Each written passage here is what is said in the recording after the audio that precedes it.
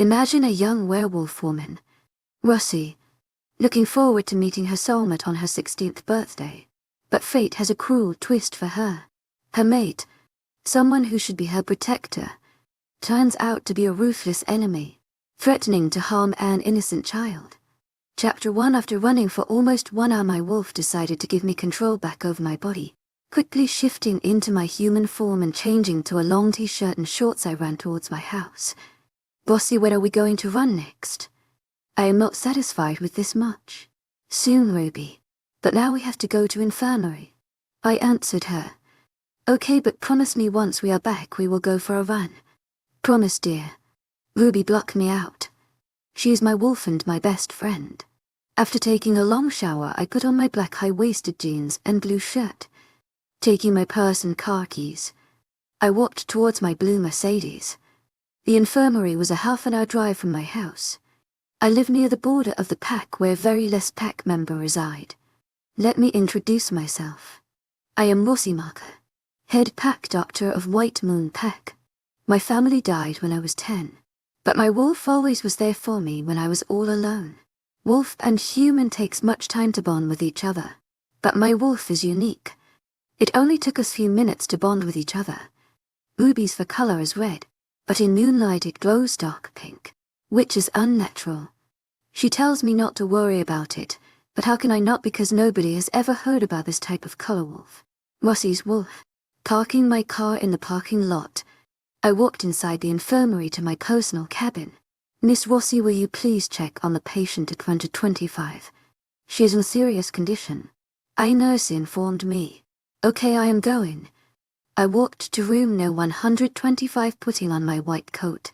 Opening the door, I saw a girl of pack badly beaten, and nurses and doctor were treating her wounds. I went near them and helped them to treat her wound. It was sure that she was abused both physically and mentally.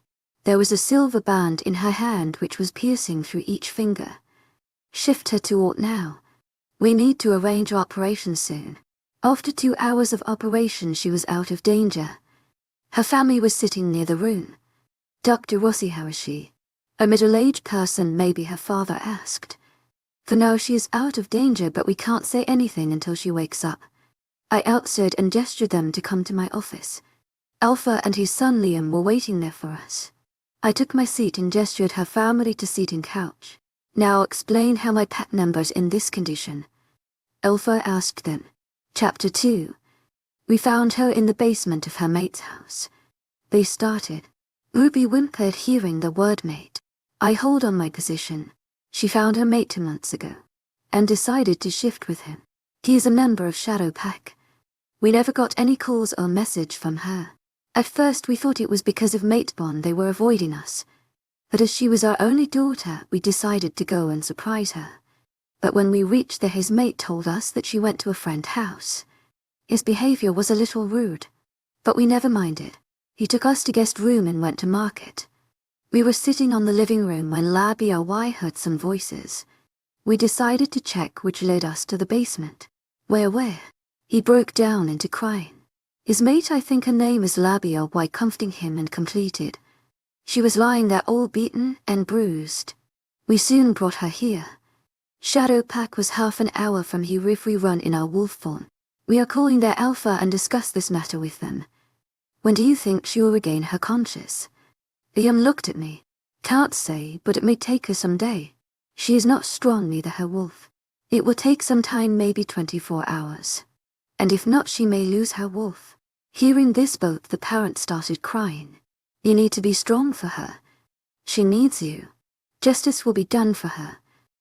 Now go, you can see her. They left the room. I looked towards Alpha. Liam will take care of it. Liam excused himself. As soon as the door closed, he asked, What are you not telling Rossi? Her mate marked someone else. Because when I was checking on her, I found the burnt mark in her neck. You know, if a mate marks someone else, it can kill her or make her insane. Alpha completed. I nodded. Losing the pack member is not a big thing, but our Alpha, he loves everyone, likes his own pup. Not every Alpha is like this. Even after the death of Lume, he is sane, patiently making every decision for the pack. Alpha, I am trying my best. The antidote for this is none. But we can wait for her second chance mate. He may be somewhere in the world. I tried explaining him. There are very rare cases where one can find a second chance mate. Not everyone. He walked off the room. Rare cases. Rossi, we may have one and chance mate. You were listening, Ruby? Of course I was. Now answer my question. I don't know, Ruby. I don't want to find him if also he is somewhere. She blocked me out. Do I deserve a second chance mate? Chapter 3. Glancing into my watch. It was already 1 a.m. I packed my bag. The corridors were eerily quiet. It is often well when my shift ends, but because of today's operation, it took more time to check my other patients. I can't wait to sleep peacefully. Rossi, are we not going for a run? Ruby asked. Ruby, no, we can't run from here. I would have ran to home, but I don't want anyone to see my wolf's color in nighttime. She wind in my head. How much energy do you have, dear? I questioned her. More than you, she said scarcely. Okay, we will run, but not now once we reach home. But please don't talk to me like that. It hurt me whenever she talks like that. You are the best, Rossi. I can imagine her doing a wolfy dance. I parked my car in the garage of my house and got ready to run. You ready, Ruby? As always. I let her take full control. After 15 minutes of running, I smelt a sweet smell of vanilla and raspberry. Ruby, it's mate.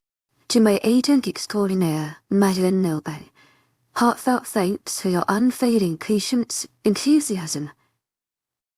She started running towards the smell, but after some time it faded. She whimpered and let me take back control.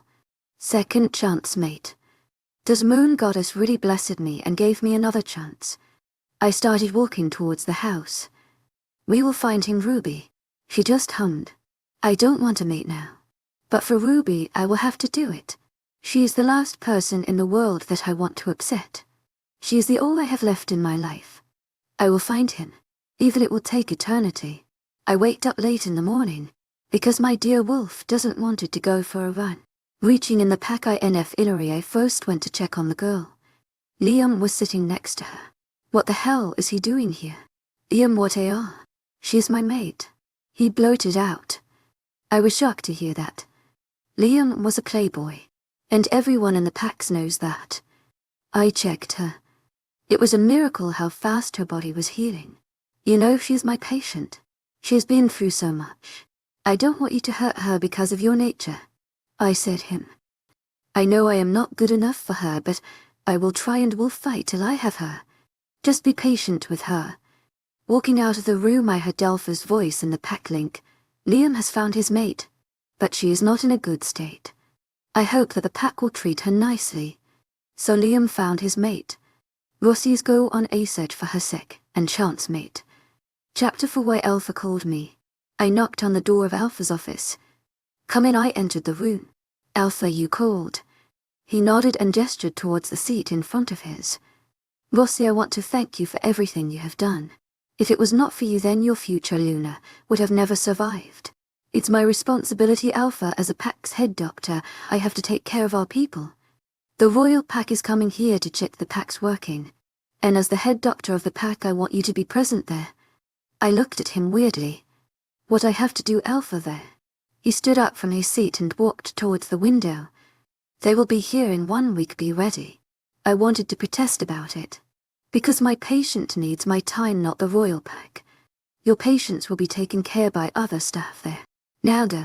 I got from my seat and walked back to Inferno. Samuel's POV. I ran as fast my legs could take me, entering inside the pack territory. I dashed into the palace. You okay, Sam? Looks like you have run a marathon. Roy asked. I found my second chance mate. His face paled listening to me, but soon he was back at his normal. Where are you bringing her here? I am not going to bring her here. After what happened with Kate, you want me to bring her here? I would just reject her.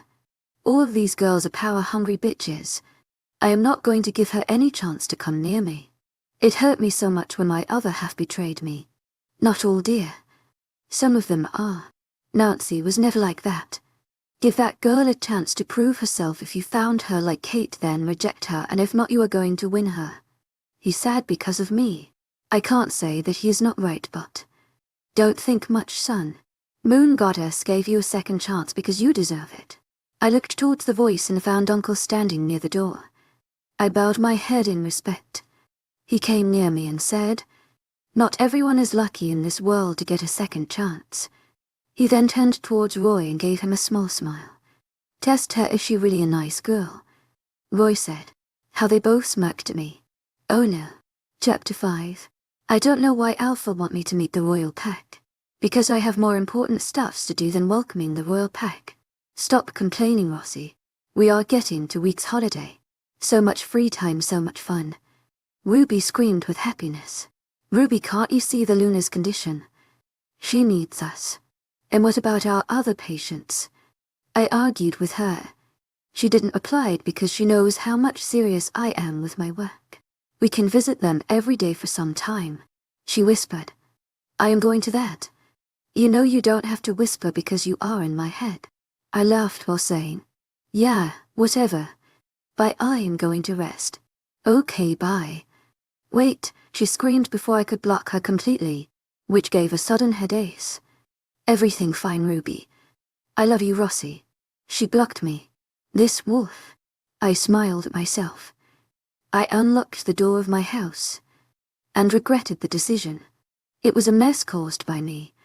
Okay, I was angry at Alpha because he asked me to welcome some pack, removing me from my duty for 2 freaking weeks. It took nearly 1 hour to clean the house. I walked towards the back door. Suddenly my mate's sense hit me. I sprinted it into the woods. It was coming outside the border. I mind-linked the Alpha. I will be back, Alpha, soon. And cut the link. I was a miracle that Alpha was not able to open the mind link in my mind. Which is impossible because he is Alpha. Then again, I am not a regular wolf. I followed the scent near the lake and saw a brown wolf bruised and was fighting with nearly 50 rogues all alone. Ruby, I called her for help. Shift now, I want full control. She took control over my whole body and shifted in mid-air. Within less than 10 minutes, 2 rogues were left. Others were either dead or were not able to wake up from the position they were lying. I looked back at my mate fighting the 2 and ran towards him to help. We both ripped their head from their body. I turned my attention to my mate and he is still in wolf form and unconscious, lying between them. I rushed towards his side to check on him. Ruby, give me control back, I want to check him. But she wanted to argue. Chapter 6. Before she could say anything more, I forcefully pushed her back, not wanting to lose a second of losing my mate. Moon Goddess has blessed me with a second chance, which I am definitely not going to lose. I shifted back to my human form and took a shot from a nearby tree. The wolf was barely breathing and already lose so much of blood. Ruby, what should we do now? He smells like a rogue. We can't take him to pack infirmary. Alpha will never allow it. Wait a second, I am trying to connect his wolf. She quickly blocked me, I think to try and focus. I never asked for second chance, mate, and now I don't want to lose him when I found him. Rossi, I think we should give him our blood. Mate's blood most of time helps to heal faster. Okay, without a second thought, I grabbed the pointed stone near me and made a deep cut in my hand. Forcefully opening his mouth, I let my blood through his mouth. In a couple of seconds, his all wounds were healed. I retreated my hands back. The wound was starting to heal. He was back at his human form. He blinked his eyes before opening it. They were baby blue in color, nut, with the most beautiful color I have ever seen. I gave him the t-shirt and shorts I found near the tree and turned around. Why do I taste blood in my mouth? He started to spit the remaining blood when I started to laugh loudly. See him like this. He looked amused at my reaction and asked, "You are laughing, whereas I am having a panic attack thinking about how I got blood in my mouth." "Oh really, you don't look like you are having a panic attack. By the way, how did you end it here in the middle of 50 rogues?" I questioned. "To my agent extraordinaire, Madeleine Nilben. Heartfelt thanks for your unfailing patience, enthusiasm." He scratched his neck, clearly nervous. As a rogue, I was passing by when I smelled my mate and started following it. My ended here in between of rogues. He hissed as he tried standing up. "Oh, you are not healed completely, so make sure you don't shift for a while. Let's go, we should head back, otherwise Alpha will have my head." I joked. but he let out a loud growl. No one is going to harm my mate. Obviously it was his wolf. It was like someone with high-ranked person speaks. Fine, now let's go back. I helped him to walk towards the pack. Your alpha is going to be angry when he sees me. He tense saying it. You are a rogue, but your smell is not that strong for a rogue. You will be living with me in my house. No one is going to know about it. I will take care of it. Fine, but your neighbors. I live near the borders, no one is living there. Beside my house is just 5 meters away from border. If anyone have doubt, just walk out from back door and sprint to forest. It will take few seconds to cross the borders. And about border patrol, I will take care of it in my ways. I smirked at him. Chapter 8. I waited for the midnight when the patrol near my house will be a little low. Sprint inside the house in the count of 3. He gave me a nod, indicating he was ready. 1, 2, 3. Within a blink he was inside with me. My house was small with 2 floors. I am going to make something to eat, fresh up and get changed. He took the shoulder bag that he brought with him and walked towards the washroom to get changed. I quickly threw the dirty clothes in the basket and put a tank top and shorts. After half an hour the dinner was ready. Dinner is ready. I put the hot plate of pasta in the table. Coming, I heard him say. I sat down. He entered wearing sweatpants and black shirt which showed his perfect ABS. I didn't know I was staring at him for a long time until his voice broke me from my trance. What are you staring at? Oh, nothing. I hurriedly started eating, breaking the awkward movement. He chuckled lightly. We finished our food, hashing the dishes. I walked back to living room to find him staring out of window. I sat on the sofa and waited for him to speak. We don't know much about each other, right? He said, still looking out of window. That reminds me, I have not even asked his name. I mentally said a few curses. Tell me something about yourself. He looked towards me. I cleared my throat. My name is Rossi Marker. I am a pack doctor. My wolf name is Ruby. I am a member of White Moon Pack. Not very social. Hate liars. Love to play with children in the pack. I am here from last 30 years. Love to cook. Now your turn, I said. My name is Sam. I am a rogue. Not so friendly and don't like peoples who mess up with me or anyone whom I love. But I don't have anyone to love except my family. I hate love. I was staring him all the time while he was speaking. I was thinking what made him hate love. Love brought nothing but darkness to my life. I think I said that aloud. You can sleep in the bed. I will be here if you need anything. I tried to avoid the tension in the air when he was telling me about him. No, you go and sleep. I will sleep in the couch. He stated and walking towards the room. I waited for him to sleep. It was only 1 a.m. in the morning. I opened the window and let myself into a deep slumber, not knowing about the deep feelings growing inside me for a rogue. Chapter 8. Sam's POV. Looking at my mate, I can sense how happy she is to find a mate. But I am not going to fall in love with her. Even if she is my mate, I have to keep my heart to myself. Stupid, she will break the wall that you made around your heart. No, I will not allow it. No one is allowed to break that wall. I bet you will. After all, she is our soulmate. She is not like her. She was also our soulmate. But see what she made us do. Don't talk about her. Moon Goddess has given us a second chance. We should thank her. But here you are thinking about past. You know you forgive so easily. I don't. You were the one who told me that I hate love. I am not going to let anyone pass through these walls. I mocked my wolf's voice. After some time he stopped arguing. I need a beta female for the future of the pack and she is perfect for it. I was thinking of strength. How can she take down 50 rogues alone all by herself? I weakened. I can put down my act. It will be over. I saw her walking into the room. After some time she slept peacefully. She's going to be a great beta female. Beautiful. Stop what I am thinking. If I am going to fall for her, then it will be fault of Uncle and Roy. Why did even agree for their idea? I should have just taken her with me to pack and work finished. Dream Cake, come on, we are going to be late. Let me sleep. She grumbled into the pillow. No, we are going now. It's important. I started pulling her out of bed. What is more important than my beauty sleep? Roy found his mate. He wants to go and meet her. To my agent extraordinaire, Mylin Nilban. Heartfelt thanks for your unfailing patience, enthusiasm. Her eyes sparkled. I thought it was because of happiness, but little did I know the real reason behind those. Give me 2 minutes, I will be ready. She ran out of the bed. To my agent extraordinaire, Madeleine Nilben, heartfelt thanks for your unfailing patience, enthusiasm. To my agent extraordinaire, Madeleine Nilben, heartfelt thanks for your unfailing patience, enthusiasm. I have been waiting for this day. What? I asked her, confused. He is your friend and his mate should be my best friend. She smiled at me. Fine. Now let's go. Yeah. Let's go. Chapter 9, Rossi's POV. I heard a noise in my room.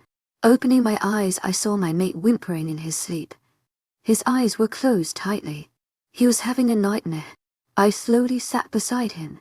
Everything is fine. Everything is okay. I am here. I started saying like I say to most time to myself when I have this nightmare. Soon he was normally sleeping. I tried to get up, but something was holding my hand firmly. After trying for some time, I gave up and sat beside the couch and let the sleep take over me. Next morning, when my eyes opened, I was in the same position. My back was aching because of the position I was lying right now. I decided to make a breakfast after a quick shower. Whole time I was thinking what happened in his life to cause a nightmare. It mainly comes due to our past experiences. I hope it must not be that bad. Good morning, Rossi. His voice broke me out of thought. Good morning, sir. Have breakfast with me, I said, putting the pancakes in a plate. He smiled and took the plate. I was going to ask him about the nightmare when there was a knock on the front door. My eyes widened, thinking who might be here at this time. I turned back only to see Sam running out of the back door to the forest. Opening the door, I saw Liam and his mate standing. Oh my God, you. Suddenly I was pulled into a tight hug by Liam's mate. For treating me and giving my mate a good suggestion about treating me. Are you going to call us inside or let us stand here? Liam rose his eyebrows. Obviously, please come in and feel at home. I pulled the girl with me, Liam trailing back. Sorry to disturb you during your breakfast time, Liam said, glancing to the burning pancake. I rushed towards it and pulled it out, turning back to see Liam and his mate laughing loudly. Not a good first meeting, his mate said. Yeah, you know, it must be first time I am seeing Liam laughing so loudly. I know I was in this pack after all. And I might have a small crush on him when we were children, she said. Why do I smell something different here? Liam furrowed his eyebrows. My eyes widen. Chapter 10. Why do I smell something different here? Liam furrowed his eyebrows. My eyes widened. I quickly decided to make an excuse. Oh, it must be the burnt pancakes and rotten eggs.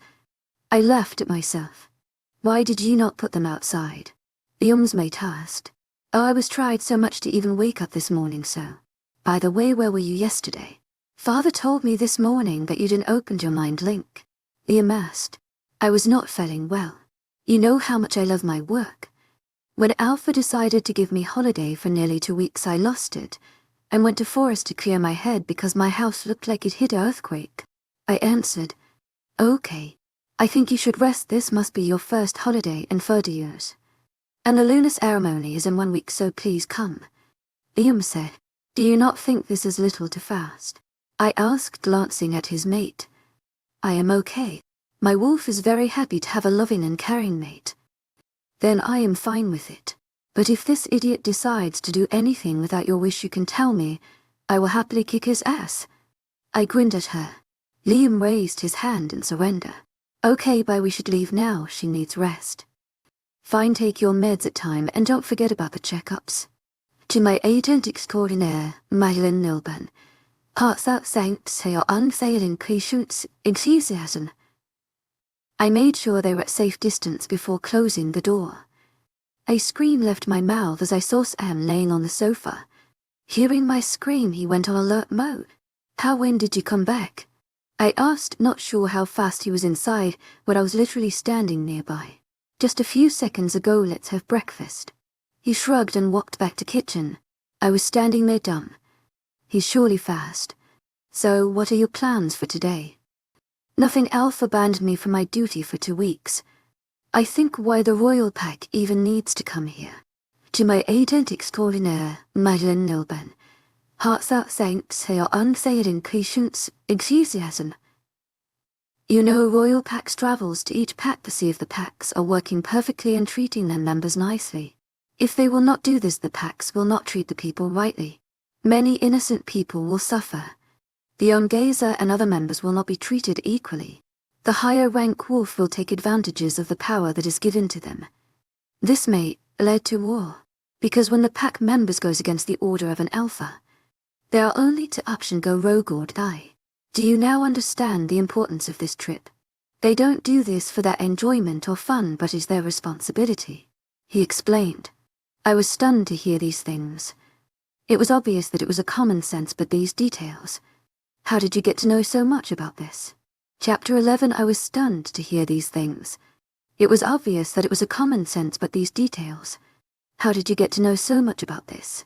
He looked at me before replying. I am a member of Royal Pack. Okay, why are you a rogue then? I asked him. Confused after the information he threw at me, which was enough to give me an heart attack. I am on a mission, but soon we will go back, he said, and then walked away. To my agent extraordinaire, Madeleine Nilben, heartfelt thanks for your unfailing patience, enthusiasm. Fucking hell, I wanted to ask him more questions. Before I could go after him, I heard a sound in my head. To my agent extraordinaire, Madeleine Nilben, heartfelt thanks for your unfailing patience, enthusiasm. Everyone report to the pack house meeting room now. The urgency in his voice was clear. I wanted to go after my mate, but my first priority was now my pack. As I am a member, I need to follow the alpha's order. I transferred to my wolf form and ran towards the pack house. It took only a few minutes to me, as my wolf was the fast.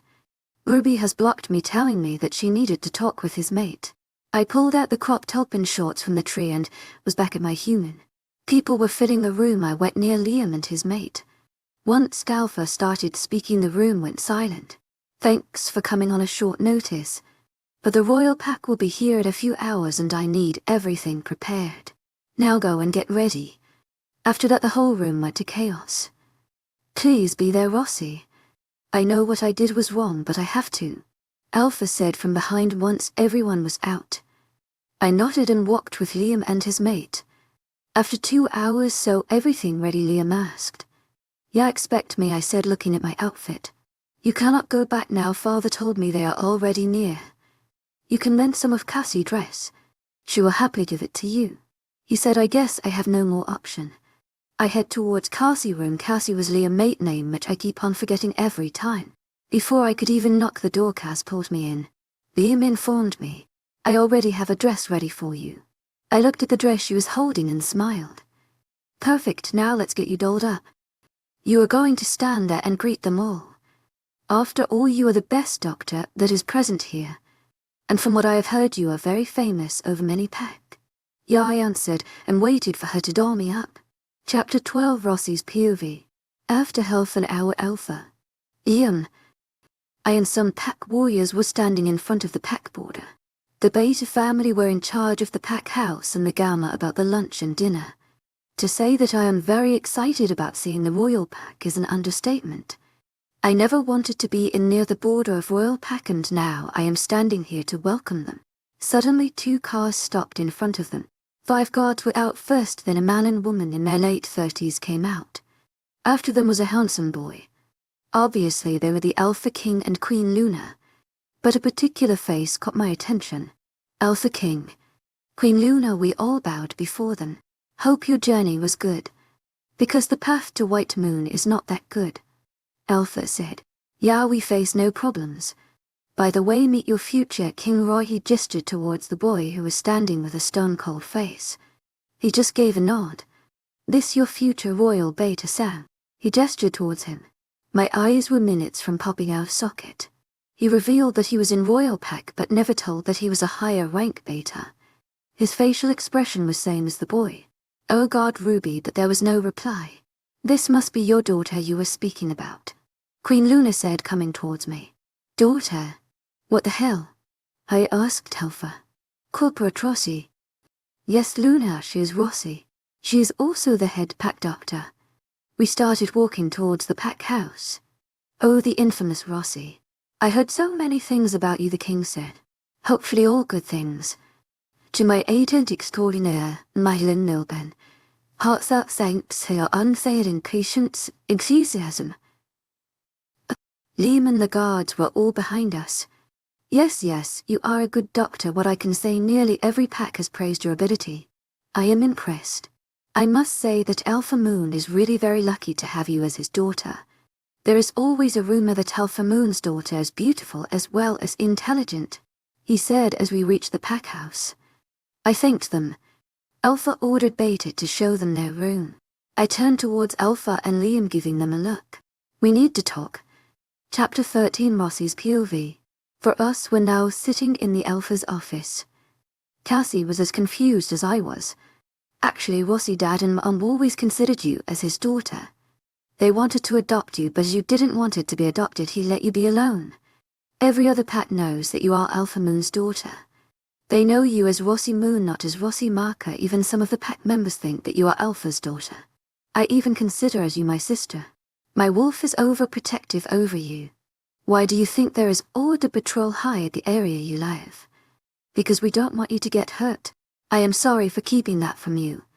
Liam said, wow. Wow, I and Cassie said at the same time.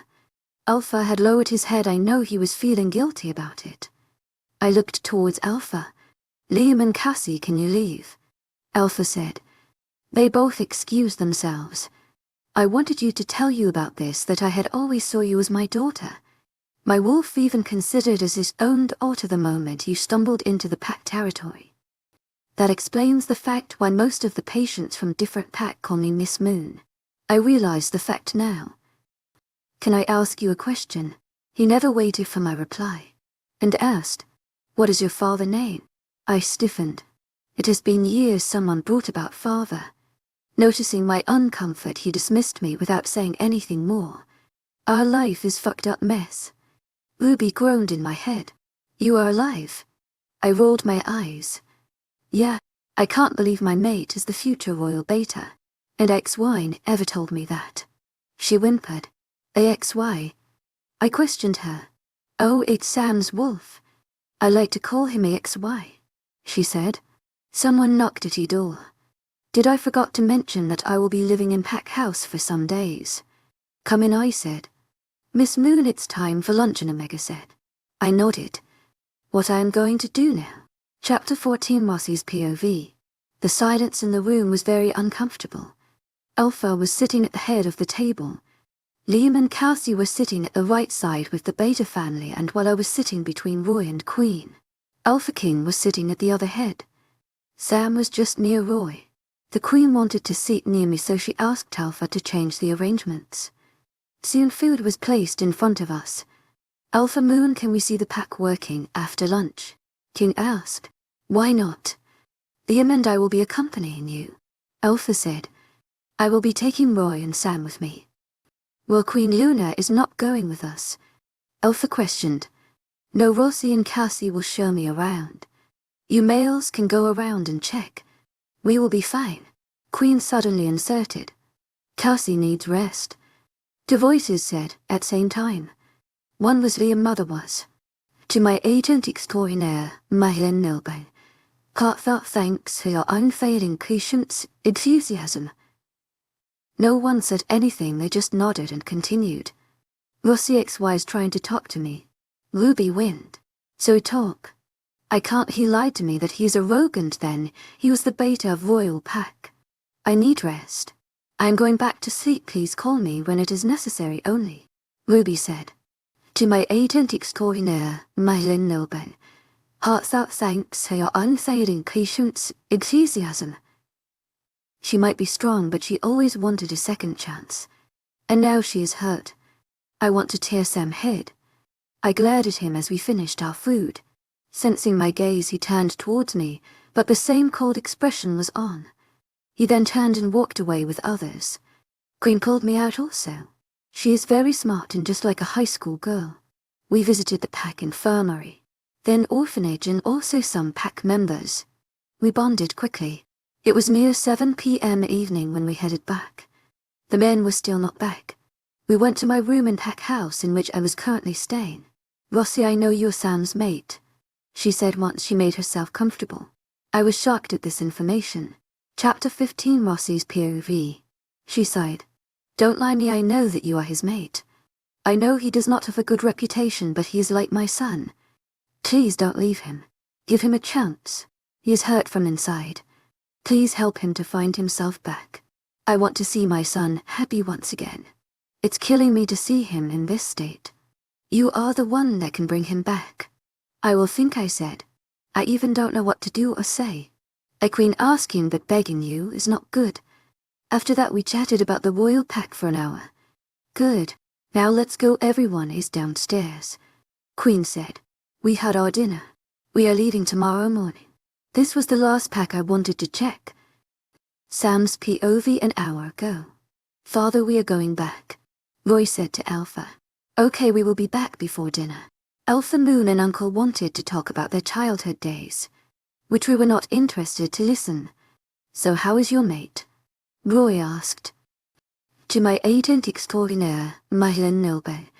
Heartfelt thanks for your unfailing patience, enthusiasm." And sat on the bed. "When are you going to let us meet her?" he asked, sitting beside me. "You have already met her. To my agent extraordinaire, Madeline Nilben. Heartfelt thanks for your unfailing patience, enthusiasm." He was confused. Soon realization hit him. "She is Alpha Moon's daughter, Rossi. But you told me she was living alone. No family." "To my agent extraordinaire, Madeline Nilben. Heartfelt thanks for your unfailing patience, enthusiasm." "That is what I am thinking. Take her to Pack. She is good enough to be a beta female." "Okay, present." After Uncle declared that we are going back, I decided to announce, "Rossi is coming with us. To my agent extraordinaire, Madeline Nilben. Heartfelt thanks for your unfailing patience, enthusiasm." Why Liam masked confused. "She is my mate and the kingdom needs a beta female in future." The room fell into complete silence. Chapter 16, Rossi's POV. She is my mate and the kingdom needs a beta female in future. The room fell into complete silence. They say it's calm before storm. I was not expecting Sam, but he is going to say that aloud. Liam and Alpha were shocked at first. Even King was shocked. "She is not going anywhere. Especially with you." Liam tried to be polite, but from his voice I was sure he was close to lose control. Even Alpha's eyes were pitch black, which means his wolf has taken control. "She will come with us." Liam glared at Sam, hearing his response. Cassie was trying to control him, but he has gone on her overprotective brother mode. "I know that you love your sister very much, but first is the responsibility that she has to take care of as future beta female," Sam said. "You can go to hell, but my Rossi is not going with you," Liam said. "She's my mate. I have the rights to take her with me." Sam has still not lose his cool hard face. "Ruby, this is not good." That did not got any reply. "Rossi will not go anywhere." "Beta Sam, I am happy for her that she has found her mate. But I am extremely sorry that she will not go with you." The venom in Alpha's voice was clear. "She will." Sam was mocking him. Oh no, it's not good to mock an Alpha. They both were ready to shift. Silence. Tim roared. "How dare you to disrespect your elders, Sam? Alpha Moon is your mate's father. I am not sorry because he is stopping me from taking my mate," Sam answered in a cold tone. King glared at him. "Queen suddenly decided to pull me in this conversation. Why don't we let Rossi choose what she want? After all, this is her life." "Oh God, what I am going to do now?" I glanced towards Queen. Her eyes were telling me to give him a chance. I decided to go against my brain for once. "I will go with them to Royal Peck." Chapter 17, Rossi POV. I bolted awake from the dream. It was not a dream, in fact a memory. A happy memory that I never wanted to come out from. "Rossi, get ready, they are leaving in 1 hour," Alpha mind linked her. I decided not to hear him and walked towards bathroom. After having a really cool bath in the morning, I put a black crop top and white skinny jeans pairing with my favorite Converse. Half an hour had already passed. and half-hour until I leave the house. Oh shit. I never got time to pack a bag. God help me. I pulled out a suitcase and quickly packed some of my t-shirts and jeans, leggings and some dress with other necessary items. Closing it, I moved towards my shoulder bag. If I am going, then I am not leaving my things I love the most behind. I got my purse, headphones. To my agent extraordinaire, Madeline Noban, heartfelt thanks for your unfailing patience, enthusiasm. Laptop. Other credit cards which I don't use most of the times in the bag. I checked my watch or 20 minutes to burn. Sighing, I walked into the basement. I pulled the large box that was resting there. God, how did I manage to put it here at first place? Never I thought it would be this hard. Looking at the hidden place under it, I carefully took a torch and opened the cabinet. The staircase was not long, but at least well hidden. I was getting close to it. The place suddenly shined as I walked inside. There it was, my secret. The walls were covered with mirror, even the ceiling too. No one knew about this place except for me and our late Luna. She gave me the idea about putting the mirror so that only a torch in between will light the whole room. It took me a whole year to build this place, not knowing how many nights I have spent here crying for my loss. Hidden from the whole world, I put my hand on the red circle that was surrounding it. The box came into view. I pulled it with me. Alone, tears escaped my eyes. The sound of knocking on the door brought me out of my trance. Shit cursing under my breath, I ran out of the room to the staircase. I closed the cabinet and put the large box just like it was before. The footsteps were getting closer. I put away the box back of the large one. Just in cue, the door opened. Rossi Chapter 18 Rossi POV. Rossi, I looked at him to see him deeply frowning. Why we're not opening the door, hey? I was just checking if I need any more things to before I leave. To my agent extraordinaire, Madeline Noban, heartfelt thanks for your unfailing patience, enthusiasm. It was not a lie, I was taking my things only. He nodded, believing me. I will be outside. Come soon. He left saying that. Quickly pulling the box, I ran to my room and put the box inside my shoulder bag, my second zipper, which was well hidden behind my laptop. I picked up the bag since Liam has taken my suitcase with him, which was downstairs. I closed the door and walked towards him. We sat in my car since he came in his wolf form. I was going to open the driver's seat when he stopped me and asked me seat other side. I am not letting my sister go out of the pack without eating anything. He passed me a sandwich and granola bar. I smiled at him and had my breakfast. We reached the pack border on the other side of the pack. Everyone was waiting there. Cassie hugged me tightly.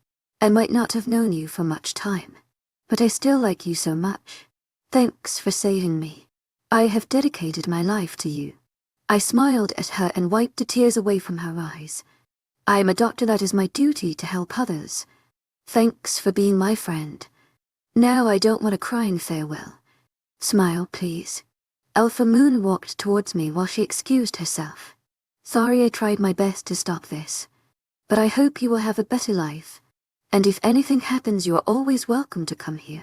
White Moon is your own pack. His eyes were teary. Now let's go, we don't want them to wait more, right? He pulled away from me. Queen Luna smiled at us. I would like to take my own car. To my agent extraordinaire, Madeline Noban, heartfelt thanks for your unfailing patience, enthusiasm. Why not? Sam can go with you. Right, Sam. She turned towards the place where Sam was standing. He was not there. Sorry, they must have left, she said apologetically. No problem, Luna. I am fine. I put on my seatbelt, waving at my old pack. I will miss you all, I said in my mind link just before I crossed the pack border. Ruby. I sighed, not getting any response. She must have been really sad. Chapter 19 Rossi's POV. After driving for nearly hours, we reached near the Royal pack. It was already dark outside. Sam and Roy had an head start, hence they reached before us. The castle was huge. Everyone bowed their head in respect. Even they can't see the king and queen, because the windows were closed. I stepped out of the car. Welcome to the Royal pack, Miss Moon. I turned to see a person, same age as King. I am Sam's father and this my mate. He gestured towards the woman. Please call me Rossi. And thanks Mr. and Mrs. Raw. I said okay. But you have to call us Mom and Dad. Deal. Mrs. Raw said. Fine deal. To my agent extraordinaire, Marilyn Nilban. Heartfelt thanks for your unfailing patience, enthusiasm. I will show you your room. You must have tired after this long journey. Mom said. I put the shoulder bag on my back and walked with them. Queen was on my left while Mom was on right. This is your room, Queen said. I opened the door. Scent was all over the place. It sounds room. Oh God, I have to spend my time here with that cold royal beta. I took out my PJs and walked into the bathroom. Somebody had already put my dress and other things in the closet. I am happy that I brought my bag with me. I don't want anyone to see my personal belongings. Shower can wash away all your worries. I sighed and put the dress. I opened the door only to find Sam sleeping on bed. I gasped. He must have really tired to think that I am in the same room as him. I opened the closet door and put my laptop, headphone and other things in the drawer. I left the box inside the bag and put it in a corner of the closet where my other dresses were present. It kept the bag well hidden. I had already decided to sleep on couch. Sighing, I slept on the couch and waited for a dreamless sleep. Roy watched his best friend from distance. He was well aware of the fact that his mate would be a good beta female. Not like the last one, but still he had trust issues. I would have not done that, Sam. At least try to know her. He had set him on his way back, but he completely ignored him. I hope you will be happy at the end of this story, he said and walked towards his room. Chapter 20 Rossi's POV. I ran out of the pack house. After running for 2 minutes, I turned to see the pack house not nearly visible. I shifted to my wolf form. Since Ruby is resting, I can't to her or ask her opinion on going to Royal Pack. After running for half an hour, I was near my house. My house, how much I am going to miss it. Unlocking the door, I ran straight to my bed and let my tears out. Mom, see what I made for you. A little 10-year girl ran towards her mother. What did my sweetie make for me? The woman asked, putting down the knife and pieces of apple she was holding and crouched down to her eye level. Close your eyes first, she said, and her mother obeyed. The little girl signaled the other 2 of her siblings to come out of their hiding spot. She put on the flower crown on her mother's head, while her siblings stand beside her. Happy birthday to you, Mum. All 3 of them screamed. The young lady, who was in her mid-30s, opened her eyes to see her elder daughter holding a cake while her son was holding balloons. She looked at the smallest one of them only to find her grinning at her. They put the cake and balloons on the table and started to wish her birthday. Tears of happiness ran down her eyes. Mommy just completed for hundreds of years. You are getting old really fast, her son said, making a weird face, while her daughter pushed him out of his chair, causing him to stumble a little. Even if he was already 50 years, he was looking like a 16 years old as well as his sister. The older sister and brother got into an argument. Will you both shut up, or we are going to cut the cake without you? The little girl shouted.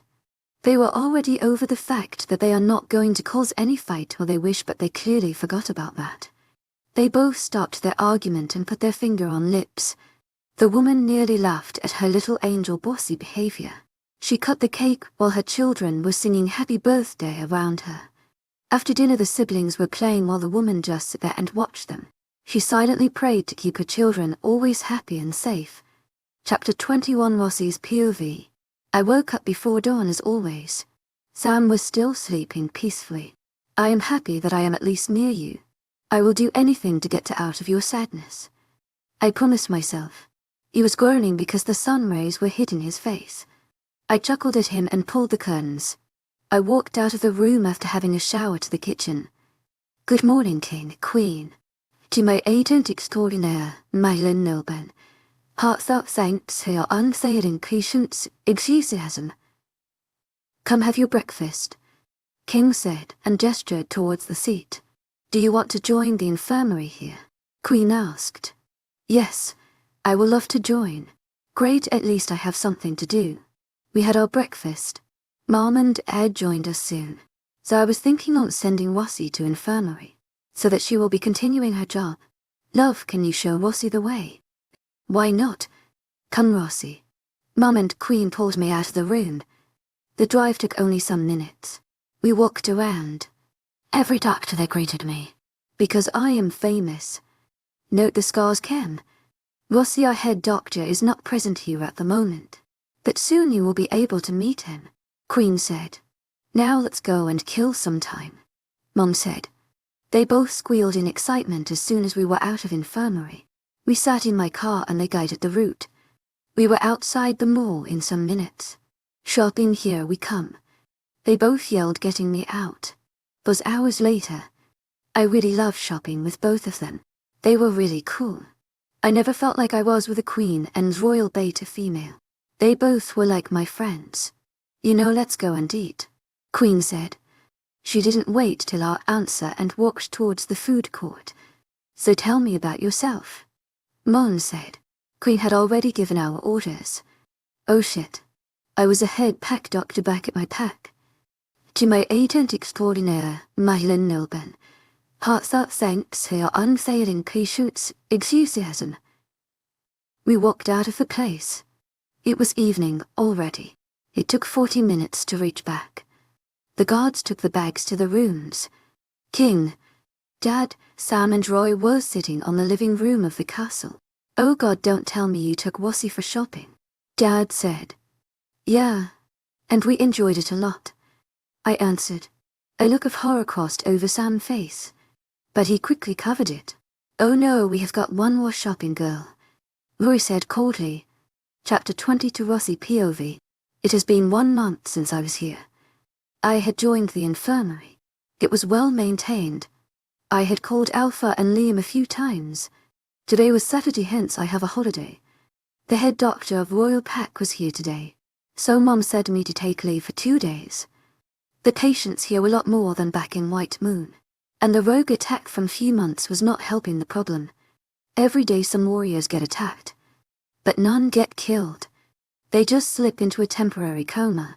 After taking a hot shower, I went towards the bed while I was exhausted. Sam was not here today because he had to go with King for a meeting at another pack. I have been trying very hard to make a conversation with him, but it led to nowhere. Every time either he would snap at me or ignore me. Ruby has not still talked to me. It was already dark. The wind was blowing very hard outside. I went near the window to close it. Suddenly a figure went outside the backward. It was wearing a black hoodie. Roy. Why, he is sneaking. I decided to follow him. I sneaked backward to follow him. I had hidden my scent with a special perfume. We had already crossed the border. After walking for some more hours, a rouge came out. I hid myself behind a large tree. So you came.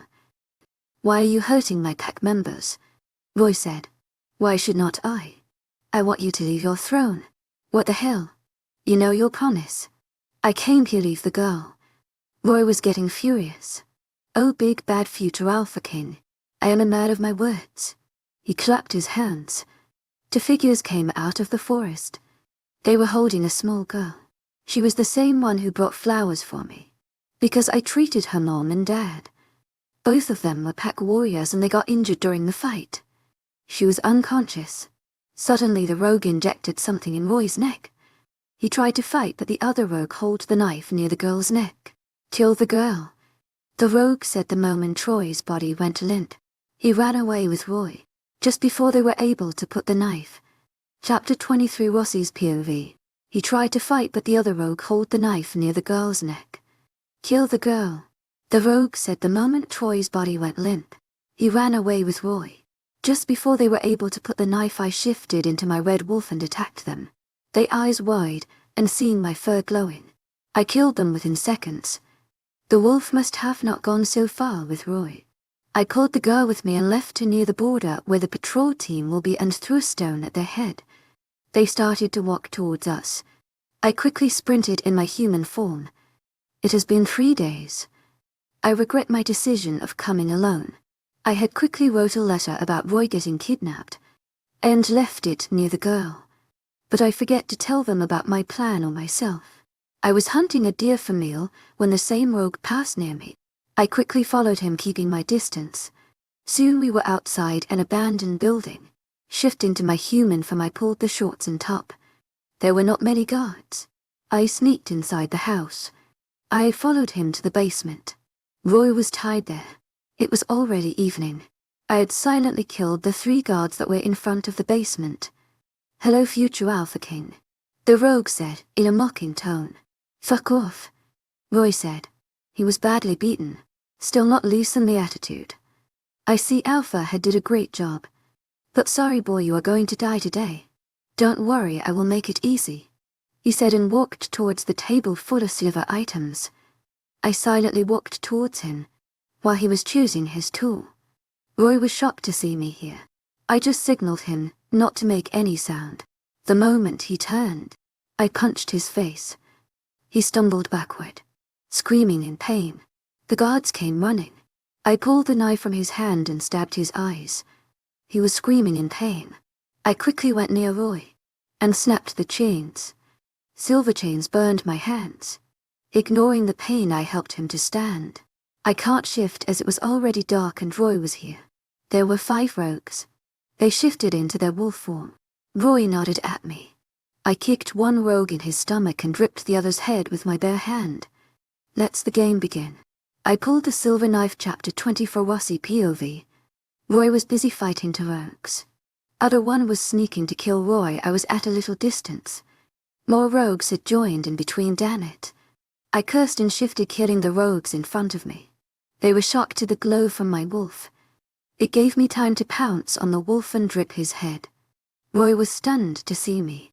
Ruby was not here to help me. Killing the rest of rogues, I turned towards Roy. His eyes were wide. I signaled him towards the window that was located near the top. I can hear the footsteps running down. Roy was not informed to fight. He jumped on my back and climbed the window and got out. I shifted into my human form and hid in the darkest corner. No energy was left within me to fight more. I sneaked out of the house and shifted into my wolf. Roy was near the window. We ran away from the house. After some minutes we stopped. Roy was going to faint. I moved towards him to give him support. I was still in my wolf form. I still has cut wounds from the fight. But the silver was overflowing in my system because of a knife that was still in back. I whimpered as I tried to pull it away. The sun was going to rise. As the sky was getting orange, my fur had stopped glowing. The pack was other side. It will take some more hours to reach there. But Roy was in no form to go right now. I decided to rest. I was on the verge of losing conscious. Roy had already fainted. My ears picked some footsteps. I looked at the surroundings. They were not rogues. My mate scent hit me as I lost myself into darkness. Sam's POV. I was currently on my way back to Palace. The rogues were attacking the pack for months, but this time they took a small girl with them. They left a letter for Roy, but no one knew what was written in it except Roy. Rossi is trying to talk to me, but I am scared that if I will let her in she will break my heart again. And this time no one will be there to mend it. You are an asshole. Dot back fast. I am not feeling good. AXY said. Suddenly Uncle phone ringed. What? Uncle roared and I drive faster. Roy's kidnap. He exchanged himself to save the girl. Stupid Roy. Chapter 25 Sam's POV. Within minutes we were outside the palace. Mom and Dad were crying. We sent search team to find Roy. The guards found the girl near the pack border with a note. Are you okay? Mom asked the girl who was now sitting near her mom. They took him. Do you remember something? Queen asked. She shakes her head. As no. It has been 3 days. I am searching for Roy with some tracker. Rossi was also missing. I swear if she has something to do with this, I will rip her head. XY growled at me for saying this. Everyone assured me, telling that she has nothing to do with this. But I am not going to hear this anymore. I had lost my trust once. I trust her by bringing her with me, but she just left without any information. Data look there. One of the trackers said. It was early morning. I used my wolf sense to see. Roy's scent and my mate's scent hit me. I ran towards the direction. Both of them were unconscious.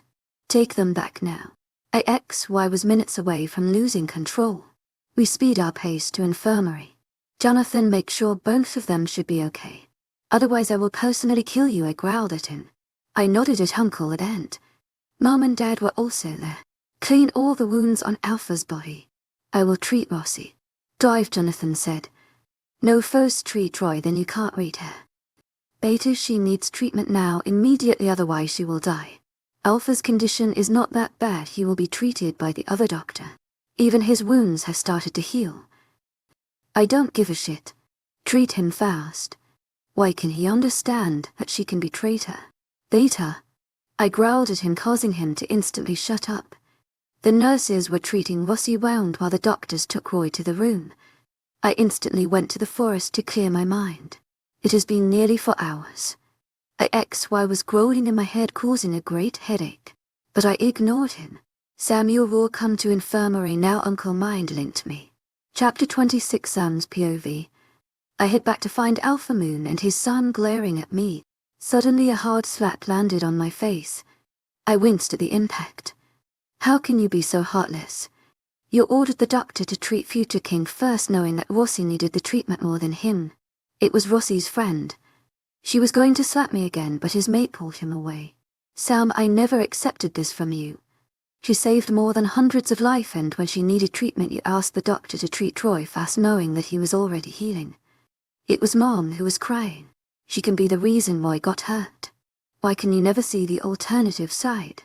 I said to Mom. I was still trying to be calm, but it was fucking hard. Alpha Roy has gained conscious. A nurse informed us. Alpha Moon came forward to speak to Jonathan. How is she? Sorry Alpha, her wolf is not healing her. The amount of silver in her body is not helping either.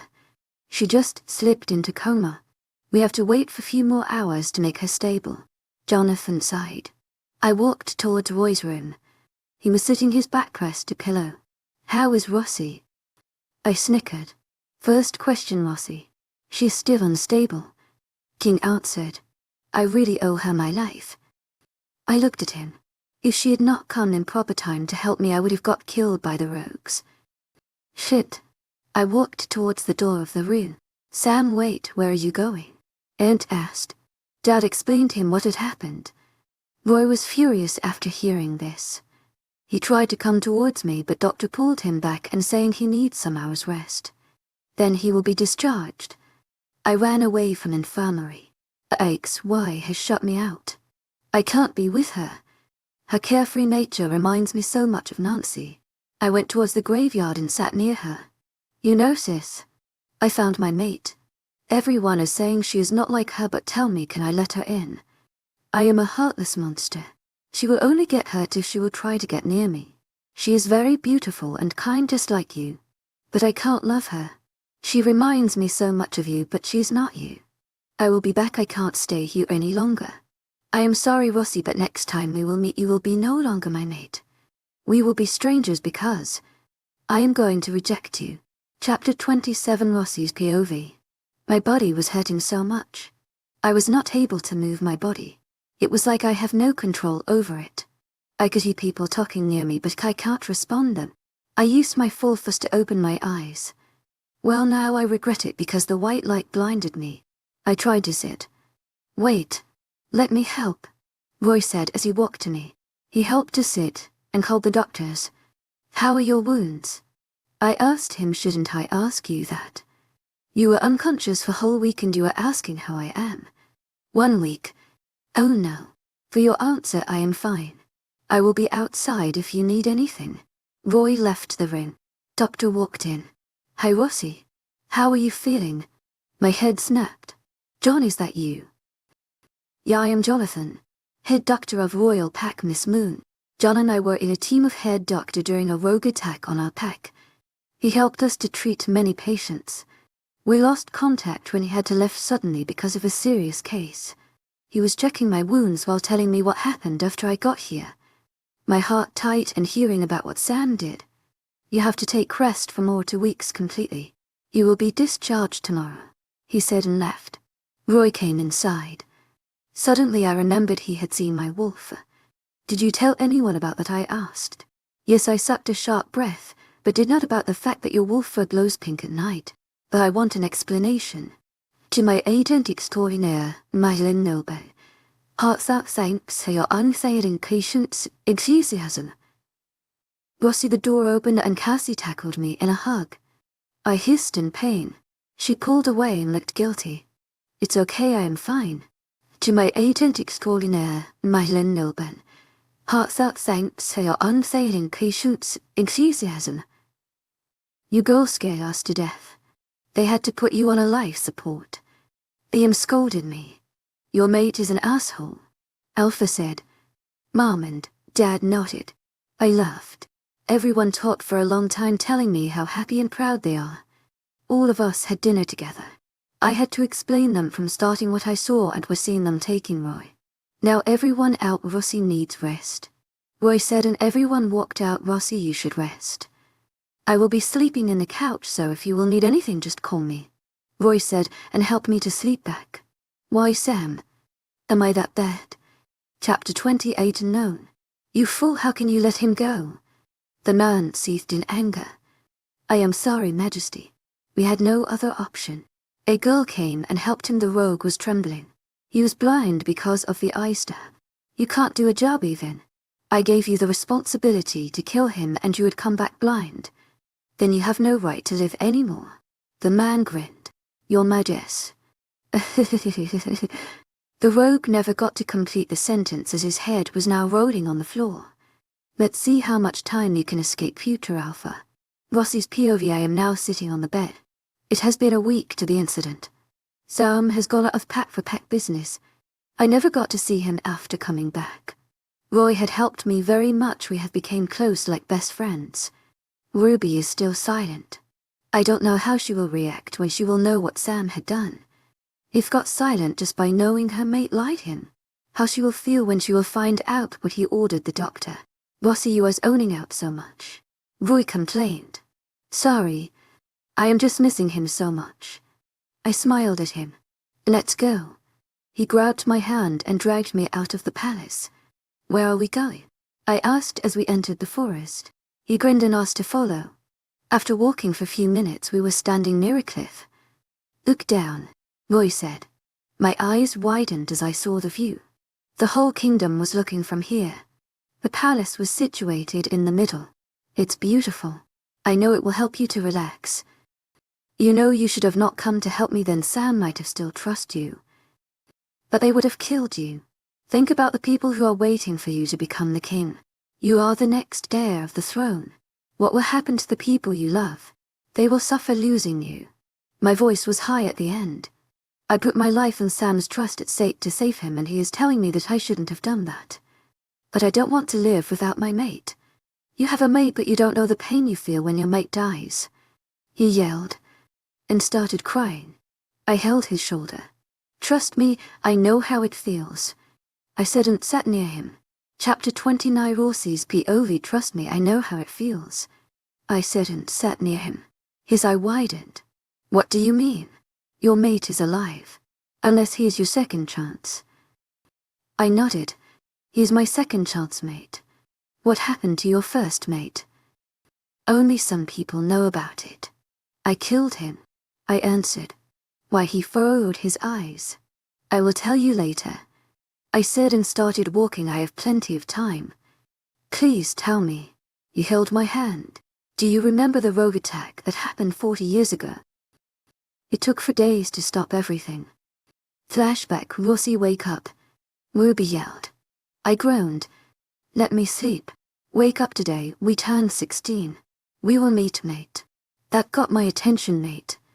I can have someone who will love me. I quickly brushed my teeth and changed my clothes. I went out of the underground bunker that I had made. I am a rogue, but still I can't pack members to accept me. Because they hate rogues very much. It was already noon. I am late. I don't go to school, but I have a magical book that helps to learn everything. I want to be a doctor. I just had my meal after hunting. I have some time before dark. Help! Help! A child's voice ranged in the forest. I ran toward them, and saw a 5-year-old girl running. She was hurt so much. I picked her up. Hey, what happened? Suddenly the most awaiting scent hit me. Mate, Ruby was dancing in my head. Give me that kid, mate. My mate said. He was the most handsome person I had ever seen. The child whimpered. I glared at my mate. How dare he hurt a child? Listen, you may be my mate, but I am not giving the child to you. To my agent extraordinaire, Madeleine Nilben, heartfelt thanks for your unfailing patience, enthusiasm. You will give me the child. You are my mate and you will listen me. He yelled. Chapter 30. Rossi's POV. No, I will not. I made her sit near a tree and went towards my mate. I will. He shifted and attacked me. I was shocked to see that my mate was going to attack me. It took me a few minutes to understand what was happening. By that time he had managed to pin me to a tree, kicking and slapping me multiple times. I was feeling weak, too much weak. Suddenly Ruby pushed me back into head, taking full control over my body. She blocked his attack and punched him in his face. He stumbled back, not understanding what just happened. She took the chance to kick him where the sun don't shine. He groaned in pain and fell down. She kicked him for a few more times. He was barely conscious. A crowd had gathered all around us. One side was some pack members while the others were rogue. Everyone was watching the fight. Never in werewolf history anybody had seen mates fighting each other the moments they meet. It was obvious, the more than shocked. Go back, mate. I can't kill you. Ruby sighed, giving me back control. I will never leave the child. I will kill her and you. He ran towards the girl with a silver knife directed towards her. I took away the knife before I could touch her and stabbed it in his heart. He backed away, holding his chest, the crimson blood flowing from his chest. You bit, chii. His body fell on the ground before he can complete the sentence. The rogues ran in another direction. The girl ran towards her mother, who picked her up. A man walked from the other side and ordered everyone to retreat. He must be the alpha. I felt the immense pain in my heart. Tears were flowing down from my eyes. Ruby was whimpering in my mind at the loss of her mate. I am sorry, Ruby. Don't. He deserved it. He tried to harm a small girl who had not even seen the world properly. Don't feel guilty. I and you are same. I will take some rest. She retreated back to my mind. I slumped down there.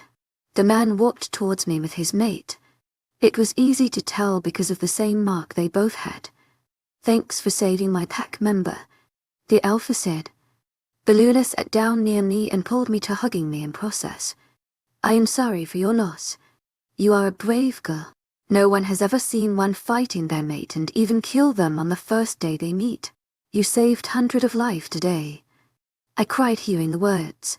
Chapter 31. Here is a special update because I am very happy today. Royal betas rejected, mate reached 1K views, which I never expected within a month only. I know I am not the best writer, but still I want to thank you for your support. Now enjoy your update. Rossi's POV. The lady let me cry for my loss. What felt like hours, my eyes were hurting for crying so much. You should go back to your home. Your family must be worried about you. Alpha was frowning from the place he sat. I have no one to worry for me. I will retreat back after some time. My eyes were going to close any moments.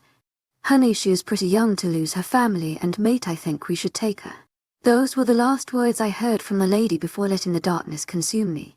I wiped away the tears that were flowing from eyes and looked at Roy, who pulled me into her embrace. A brotherly hug. I cried the feelings I kept inside me for these long years. I am sorry to hear that. We are in the same situation, but we take it differently. Mine was kind and friendly just like you, whereas yours was cruel and merciless. They both were killed.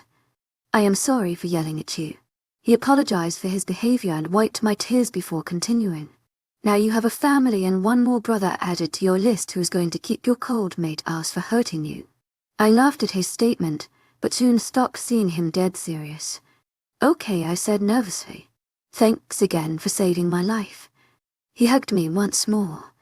I pulled away and looked into his eyes. If you consider me as your family, then you are not going to thank me ever. I will give up my life without a second thought just to save my family. Fine. I have a sister now whom I love more than my best friend. Now let's get back, it's getting dark. He turned back to me. You never told me why your wolf glows pink. I tensed hearing that. I will tell you later, not now. He nodded and we walked back, laughing at the jokes he was making, which really had no sense at all. By the time we reached Palace, it was already 8 at night. Everyone was present there. Sam, Roy's parents, Mom and Dad. They were shocked to see us. Is there something on our face? Roy asked, furrowing his eyebrows. They all shakes their heads, signaling no. Then, why all are looking at us? Do we look like aliens? He said and laughed at their expression. I joined him. Sam's eyes were centimeters from bulging out. We had our dinner, and laughed at the comments Roy was making at some girl who was after him in the pack before he met his mate. Sam was quiet the whole time. Our happiness was short-lived as the pack all arm ranged from everywhere, signaling we were under attack.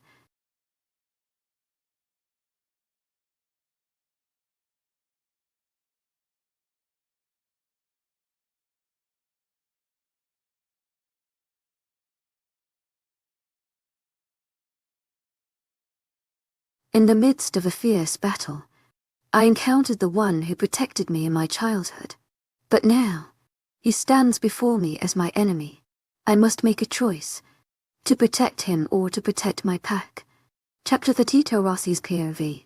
All the warriors along with best fighters ran towards the border area. The pack was dead silent by the time we went out. Everyone had gone to the safe house. I walked between Sam and Roy. Roy was against the idea of me coming there, but my consciousness told me to go there. Dad and King were already there. We reached the spot to see a full-blown fight. We soon joined them. I tried to take as many rogues as possible in my human form because I don't want my secret to be out. They had outnumbered us.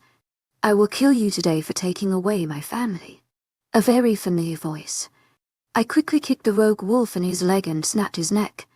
I ran towards the voice to see the same face that protected me in my childhood. I pulled a silver knife from the rogue who was in my back and stabbed it in his leg, giving a better chance for the warrior to kill him instantly. I looked back to see the rogue ready to snap his neck. I am not going to lose him again. I kicked the rogue and it fell down, helping him to get up. He gave me a curious look before I looked at the rogue, the person who haunted my dreams. He was too shocked to notice the army was nearly wiped. Only a few of them were present, nearly 100. And we were more than that. He lunged towards me while we both started fighting. I was not powerful as him without Ruby to help me now, but I can at least save my family. With a loud slam I pushed him towards the rock that was near a few feet away. Everything was now silent. I was going to punch him once again, but his eyes changed to golden, telling his wolf was in control. To my agent extraordinaire, Madeline Nilben, heartfelt thanks for your unfailing patience, enthusiasm. His voice was soft, even it was his wolf. His eyes were full of tears. I am not afraid of his wolf as he hugged me. I thought I will never get to see you. I was going to say something, but suddenly I was pushed away. Go away, I can't keep on controlling, go. He roared, holding his head in his hands. His eyes were turning golden and blue. He was fighting to stay in control. Roy pulled me away from him towards the royal guards who were standing near the border just as his eyes changed back to blue. Today he saved you, but next time I will not let this happen. He signaled the rogues to leave the fight and go back. I was stunned to see his wolf, how he is still alive after everything. Rossi they were calling me, but I was only looking at his retreating figure. Chapter 33. Rossi POV. Rossi they were calling me, but I was only looking at his retreating figure.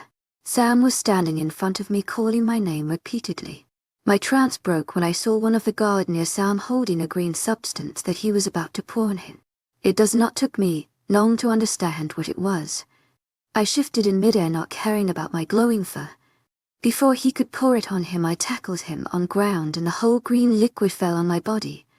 A ear-praising howl left from my wolf form as I felt my whole body burning before I lose my consciousness. Sam's POV. Nate and Roy ran towards her as she fell down on ground. The other guards had taken the traitor to his place. That is in dungeons. Doctors and nurses rushed to her side to treat her in the infirmary, as Roy had picked her from ground and ran towards the doctors. A feeling hit me that is jealousy. XY was growling at me non-stop.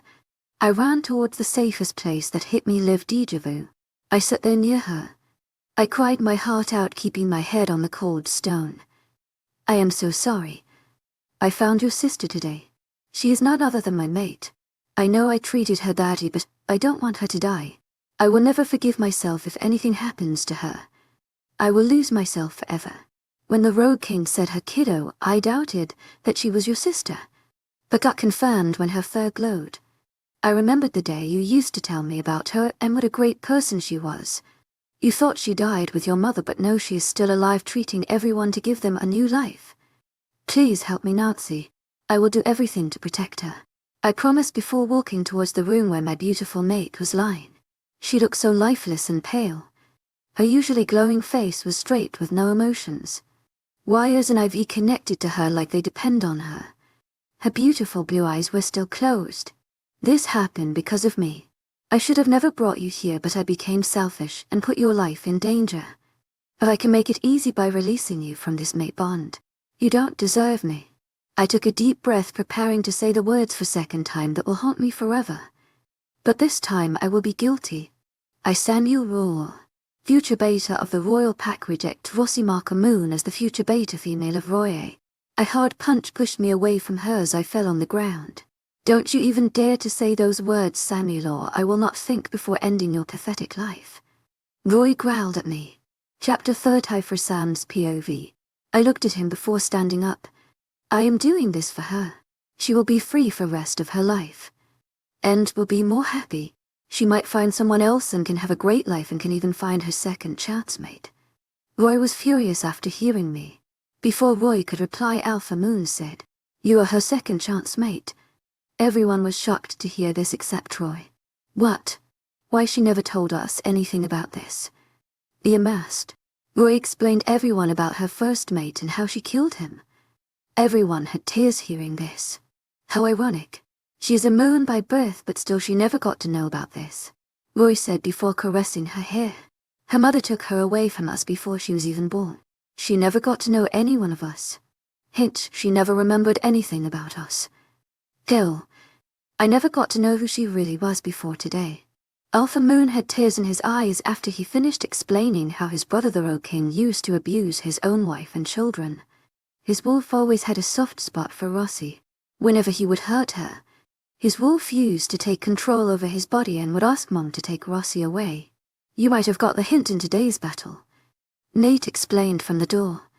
I let the information soak in. But can you give me a reason why her fur glows? I never remembered anything Nazi told me about this. Roy was confused when he asked this question. Nate looked towards his grandfather and grandmother for an explanation. They both sighed and looked at each other. Your mother was a witch. When her father started beating Rossi, she did not take any longer and put a barrier around her wolf, which was showing at a small age. We normally shift between 16 to 18, but she must have shifted before that. She died protecting her child, who was still 10 at the time. Her fur glows pink because it shows the love and care her mom had towards her. Roy was going to ask something, but Nate's grandmother raised her hand, signaling to wait. I know what you are going to ask. She is more vulnerable at night than during day, hence in morning she can fight with everyone, but at night she has to rely on the barrier for protection. We let the information sink in. Just in time Jonathan entered. He bowed to Uncle and Aunt. Before walking over to Rossi, I let out a growl when he touched her neck. Everyone glared at me, including Nate. I was not at fault after all, she is mate. I can't let other male touch her. Chapter 35 Sam's POV. Everyone was angry at me. Even I was angry at myself for being an asshole to her. Roy and Nate stayed with her at the night. Nobody let me near her after I tried to reject her. I know if I would have rejected her without knowing the truth, I would have never forgiven myself.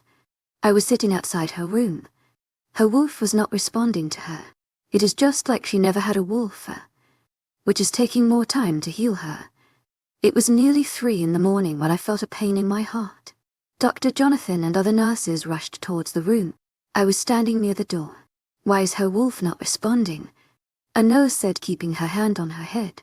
The heart monitor sound was very high. The commotion in the room was getting more and more loud by each minute, and then everything stopped. I howled loudly in mind. I fell on my knees, watching a single straight line on the monitor. Everyone in the room let out a painful howl. The pack felt a connection breaking from the sadness in the air. She was lying dead in the same bed where she had saved uncountable lives, pulling them out of their dead sentence. It was already morning. I felt lifeless. I was still breathing but felt like I was dying every second. I remembered the day while leaving with Uncle. "Hey Sam, see what I made for you." She pulled a bouquet of white lilies. "Aunt told me that you love white lily." I ignored her, keep fixing my tie. She sighed and kept them in the vase on the table. "Let me help," she said as she raised her hands to help me. I quickly held her wrist in a tight grip, ignoring the sparks. "Miss Rossi, I can do my work by myself. You don't need to interfere in them. By the way, you can help me by stopping doing this all lovey things to impress me." I left her hand, which was now bruised.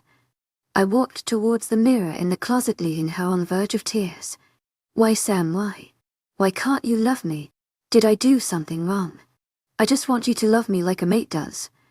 Am I asking something that big that you are ignoring me?" I glared at her through the mirror and said, "Yes, you did wrong by asking me to love you back like a mate." Quickly wiping away the tears on her cheeks, she glared back, "Listen, Samuel, you will search for my love and care one day, but by that time I will be no longer near you. You will regret pushing me away." After yelling, she grabbed her lab coat and walked out of the room. I scoffed at her words. Chapter 36, Sam's POV. Today, standing inside the graveyard with the whole pack near, with us, just brought back painful memories of the past. Love was all I craved in my heart. She was offering the same love, but I was too cold to see the love in her eyes. She was just as broken as me, but we were different in our ways. She decided to hide it with coldness. Today we lost a great person from our pack. We know that she was never properly introduced to you, but everyone knows about her. Within some months she made a great bond with everyone, saving people from their death and helping everyone. She would have made a great beta female, just like Ant. Roy said, glaring at me while saying the last part. He was ready to cry, but he was standing there with a cold face. Her body was in the casket, ready to get in the ground. Rossi Marcamoon. Suddenly everyone gasped and screamed. My eyes widened, seeing the girl with a long white gown standing there. Ruby's POV. I was sleeping peacefully in Rossi's mind. She tried to reach me a few times, but I didn't respond. I feel whenever she shifts, but I don't want to be out now. Sam had indirectly rejected us. It took every ounce of my energy to build my heart after my mate was dead. But it broke away seeing my mate coldness towards us. XY tried to reach me, but I blocked him, not wanting to hear him. He knew I hate liars. But still he decided not to tell me his real identity. "Sorry, Ruby," Rossi whispered, breaking the wall instantly. Suddenly my body felt heavy. I gasped for breath. "What is happening?" "Ruby," I turned towards the voice to see the goddess standing there, worried. "What is happening to me, goddess?" I asked worriedly. It is the first time I am panicking after that day. "Child, you don't have much time." My surrounding was changing to sky blue. "You are between life and death. Choose wisely." "What life and death?" "How?" I saw Ossie lying unconscious near us. It was her soul. She looked towards her. "She is not in a state to decide what should be good for you. You have to make this decision alone. Time is less, choose wisely." Goddess vanished. I tried to wake up Rossi's soul, but it was not responding. There were two paths. One was Moon Garden, where Mom and my sister were standing with a smile, while other was the place where Rossi's body was lying in the casket. "You sacrificed so much, Rossi. Now it's my time to make the choice." I smiled at my mom and sister and ran. Chapter 37, Ruby's POV. My whole body felt like it was floating in the dark, misted area. "You made the right choice, Ruby." I turned to face the voice. He was a scary-looking man. The red horns made him look more scary. I quickly got in a safety stance. "I am not going to hurt you. I need to warn you something." Listening to his lecture, I felt my whole world falling apart. "So do you accept a deal?" he asked, coming closer. I nodded. He made a portal back. Without wasting a minute, I jumped in it. "You have only 1 month. Use it wisely." That was his last word before I felt a sudden energy in my body. When I opened my eyes, the first thing I saw was sky. Beautiful and clear. Future Alpha was saying something. I stared at the sky for some more time before deciding to stand up. The moment I got up, everyone gasped and screamed, running here and there. The people were far away from me now. My eyes must be glowing dark pink. I walked towards the stage where Alpha and King were standing. I bowed in front of them and turned towards the crowd. "Hello everyone. You must have known Rossi, but not me. I am her wolf." I don't know any one of you because I had shut down Rossi before left the White Moon Pack. I don't know what happened here which led to this day. But I got another chance to live, hence you have to stick with me until Rossi decides to take her place back. Thank you for your patience listening, and everyone can go back as there is no one dead anymore here. Because I am standing in front of you. See you soon. Everyone was staring at me with wide eyes, but one glare from the king, everyone went their way. I missed you so much. Alpha Roy engulfed me to a hug. I was startled for a minute. He must have understood because next moment he left me. Sorry, Rossi made a great bond between us. I turned. One particular name in the gravestone caught my attention. I walked near it. Scars don't make you ugly. They show the fighter you are. She made me remember the lines she told me every day. I thought I had lost her. But she was there here all the time for 40 years. I know Rossi must have not known about this. Saina wiped my eyes. I turned back to walk out from here, but soon was engulfed in another hug. I felt familiar. Miss me, Miss Bossy. Only one person calls me that, big brother. Chapter 38. Ruby's POV. I turned towards the boy and hugged him tightly. Brother. Rossi was not here, but I know she would have been very happy to know this. Ruby, take rest, you need to still heal. I let go of him and wiped his tears. Nodding, I walked with them. Everyone was very happy, but something felt odd. Everyone bid us goodbye and left to their work, telling me to take rest. I smelled the room Sam and Rossi both sent were there. They were sharing the same room. Hassan accepted her. I opened Rossi's memory of the some months that I had missed. By the end of it, I was crying. She tried every way to get the love she has carved. But that bastard had crushed all her hope. What hurt the most was I never got the chance to meet Dad. The buzz of my phone made me wake up. Groaning, I picked it. I slept for the whole day. Oh shit. Taking a quick shower, I changed into a blue shirt with white ripped jeans. Sam was present in the room whole time, but I ignored him like he used to ignore Rossi. I was searching for my keys in the drawer. Shit. Rossi left it back in infirmary. I muttered under my breath. And messaged Dijon to pick me from castle. No worry. I will drop you there, Sam said, scratching his neck. Thanks for your offer. But I have called John, he will be here. He was going to say something when John messaged me that he was outside. I took my lab coat in one hand and bag in another. My ride is here. Bye. I left him in the room. Roy stopped me before I can get out of the house. Where do you think you are going, Miss Ruby, without having your breakfast? Jonathan is also here to have breakfast with us, so come and eat. I am not going to listen to any excuse. He left no room for arguing. I followed him to the table. Good morning, everyone. I smiled at them. They smiled, and Roy and Nate piled my plate with tons of food. Nate, Roy, I don't think I can eat this much, I said, looking at both of them. No excuse, Miss Bossy. You are grown up and need to eat, Nate said, pulling my ear. You need energy, so eat it before I feed it to you. I shut my mouth hearing Roy's threat and started eating. Oh, Rossi, how much I miss you. After finishing the breakfast, Nate went to train the pack trackers. Because he is good at that. Roy decided to come with us to infirmary to check on everyone that were injured in the fight. Sam was also with us. I decided to sit in the front with John while Roy and Sam were at back. Sam was glaring at John whenever he used to talk with me. So Ruby, what was the green liquid that fell on you? Chapter 39. Ruby's POV. I stiffed hearing that. Ruby, you there?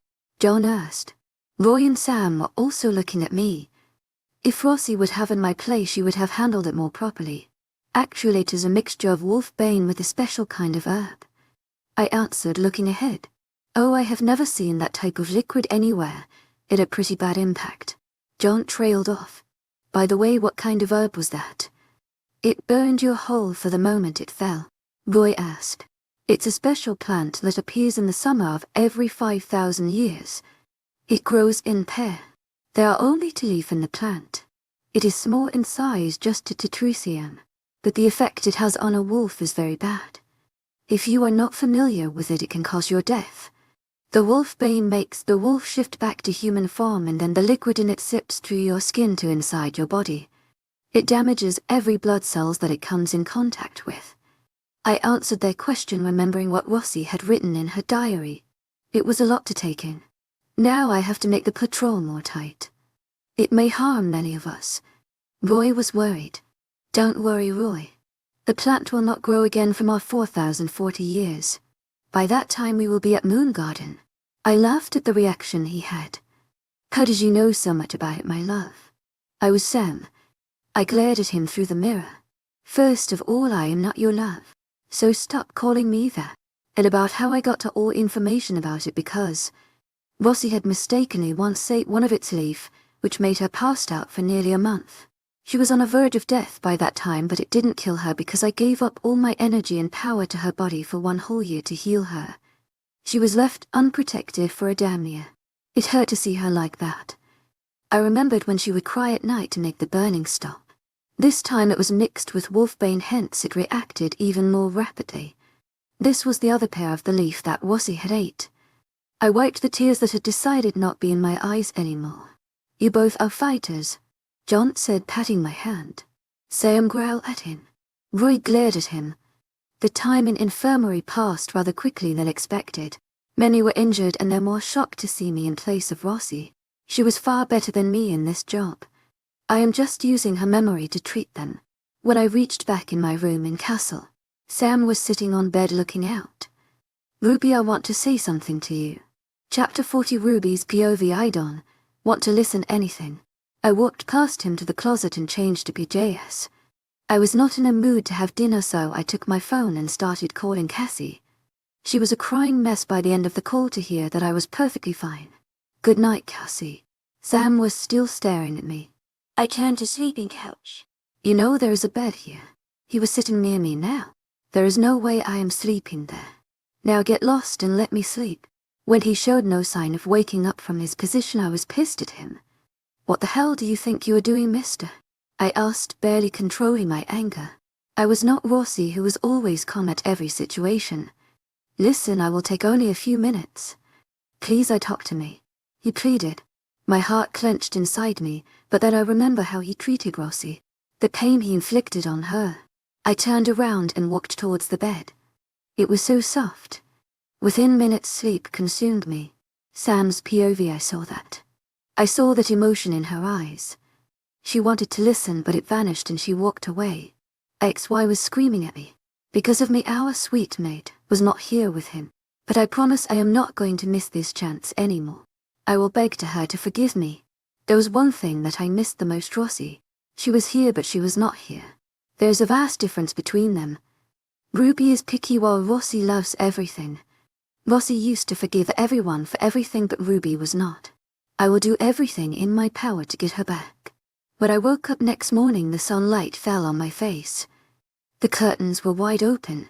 She always used to close the curtains when I was sleeping. Oh, I am living with her wolf, not her. My back was hurting due to sleeping in the odd position on the couch. I got ready for the day. She was there with everyone. I sat next to her. Good morning. To my agent extraordinaire, Madeline Noban. Heartfelt thanks for your unfailing patience, enthusiasm. Everyone was looking at me, but soon they got back to eating. So when is Rossi taking back her place? I asked, trying to make a conversation. Ruby glared at me. If looks could kill, I would have been 6 feet underground. You asshole don't need to know about her when she going to take back. Because your fucking insecurities are the reason she's in this state. With that she walked out of the castle, crushing my heart. Chapter 41 Ruby's POV. How dare he ask about my dear Rossi? He is the reason I shut her out. I am also the one to be blamed, but he played the main role in it. He broke her heart beyond repair. The mate bond is getting hard on me each day. I think it will be a few days I will end up forgive him, but I am not going to do that. My current plan was something else. Sighing, I looked at the large map that was in front of me.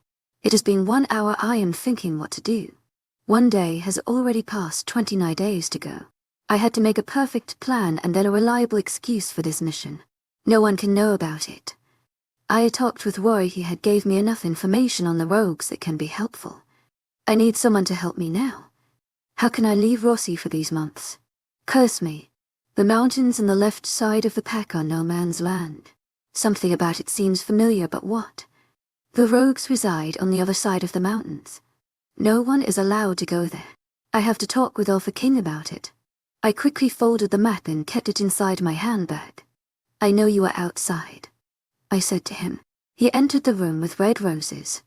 Sorry to disturb at this time, but I thought of giving you some flower. He quickly put the flowers on the table and was out of the room in a minute. I stared at the rose. It was beautiful. The memory of Rossi giving him the flower played in my mind. I wanted to be with her that time, but I left her alone. Guilt and regret was killing me alive. I ignored the roses and went back to check on the patients. Many were already healed due to the werewolf healing abilities. I discharged them. You just like her, John said from behind me. She's far more experienced. I am a lazy wolf who always shuts her down and sleep, unless it for hunting, fighting or talking in boredom. I turned towards him. You are one of your kind. My wolf sometimes becomes an asshole. He chuckled. It's getting late, should I drop you back? No, I brought my car with me. I waved him goodbye and walked to the car. John left within seconds. I can feel his gaze whole ride. Ugh, he's driving me insane. I stopped the car. Why can't you just leave me alone? I screamed at him. Because I don't want to leave you alone. He entered the car and sat on the passenger seat. I hate you, Samuel and Daleks. Chapter 42. Ruby's POV. The ride back to home was quiet. I played the music in car, connecting it to my phone. You know, there is a ball at the end of the week, he said as we entered our room after dinner. What ball? I was hella confused. This time of the year, what no balls are scheduled? It is to welcome you back and to introduce you to the whole kingdom, he said and sat on the couch. Whatever, I don't like to be the center of attention. I don't need attention now because I am planning something else. Today already passed. 26 days only. I knocked at the door. Alpha King. I bowed my head. How many times I have to tell you that you don't need to do that, Ruby? Just call me Uncle. And asked to take the seat. Fine, Uncle. I want to ask for your permission. I was nervous. If this goes wrong, I will be doomed. What do you want to say, Ruby? Uncle asked. I am going out of the pack for some research work on herbs. I do it in every some years. But from couple of years, I was not allowed to leave the pack because of much work. I want to go this time. It is the perfect time of the year, when herbs and plants to grow again. I bit my lips nervously. Uncle sighed.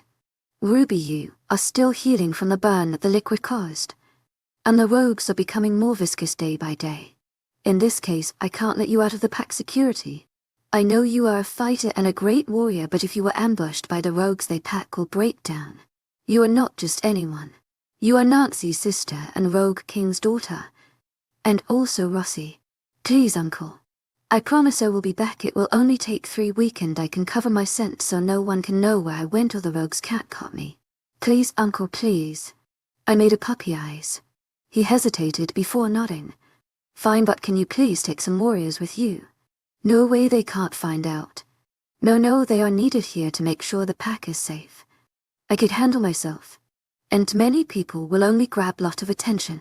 I tried to make him understand. Fine, but on the last day of this month you will not be back. That I will send a whole search team to find you. And after that you will be locked up in the castle just like Rapunzel. I nodded and left the room. Chapter 43. Ruby's POV. At already the day of ball. I looked at my gown, which was simple yet elegant. The Vampire Kingdom and the Witch Kingdom are here only. My makeup was flawless. You look like a princess child. I smiled at the women. She was the Witch Queen. Grandma was with her. Meet my youngest sister. And the Witch Queen. I bowed in respect. Let me give you a gift. Queen said and made a yellow ball of glowing, and it started to float around me. This is negative ball. You know it will glow in dark, just the negative color. I smiled and thanked her. Sam was standing near the door to escort me. As much as I hate him, I can't let everyone know about the family fight. That is what Rossi says. I felt happy that I had someone like her as my human. Oh yeah, I was thinking about all these things to avoid my one and only mate. I might have forgiven him for keeping things from me, like his future royal beta, but when I got to know that how bad he had hurt my dear, I want to rip his head from his body. As we reached near the door of ballroom, my heart rate was picking up. Future Royal Beta Samuel Raw and his mate Rossi Markamoon. On cue the door opened, and the lights were dimmed as soon as we entered. My dress and accessories started glowing. What was happening? Everyone awed at the sight. After some time the lights were back. So how was the gift? Witch Queen asked. It was so beautiful and no words to describe. Rossi really missed this experience. So I tried to mingle and party and stick close to Sam. Mom said, giving me a pleading look. Why is she saying please? I nodded and walked near Sam, which I didn't want but for some hours. Nearing him I saw in the vampire prince standing near them. So I got to know that you found your second chance, mate. The prince was mocking him. I furrowed my eyebrows. Mind your own business, Stefan. Roy sheathed in anger. I am minding my business, but I can still meet the lovely lady who had took Catherine's place. Prince said. Catherine was Sam's first mate.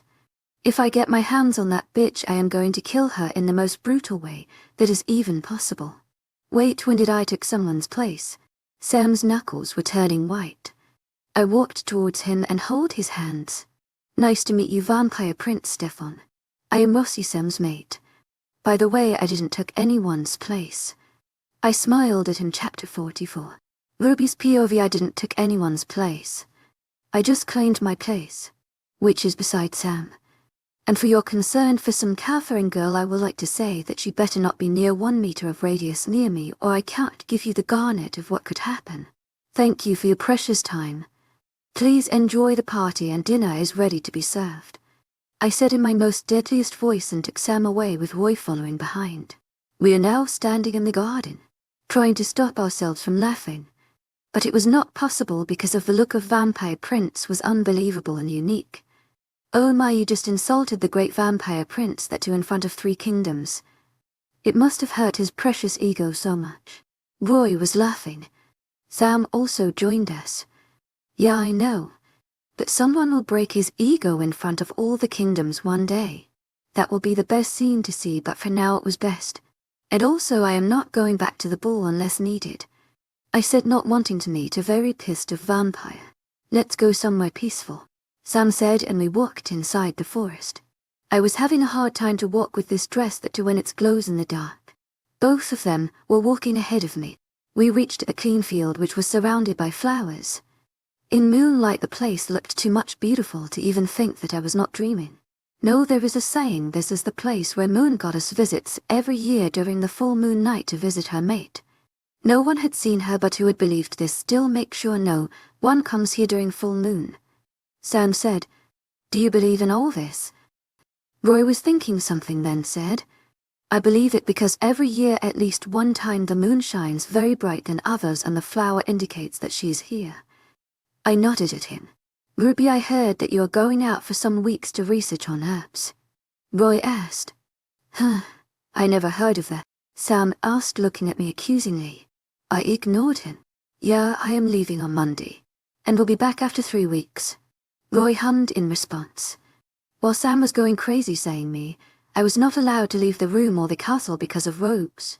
Roy only agreed because I had already asked Tunkel make him understand. Now let's get ready for tomorrow midnight.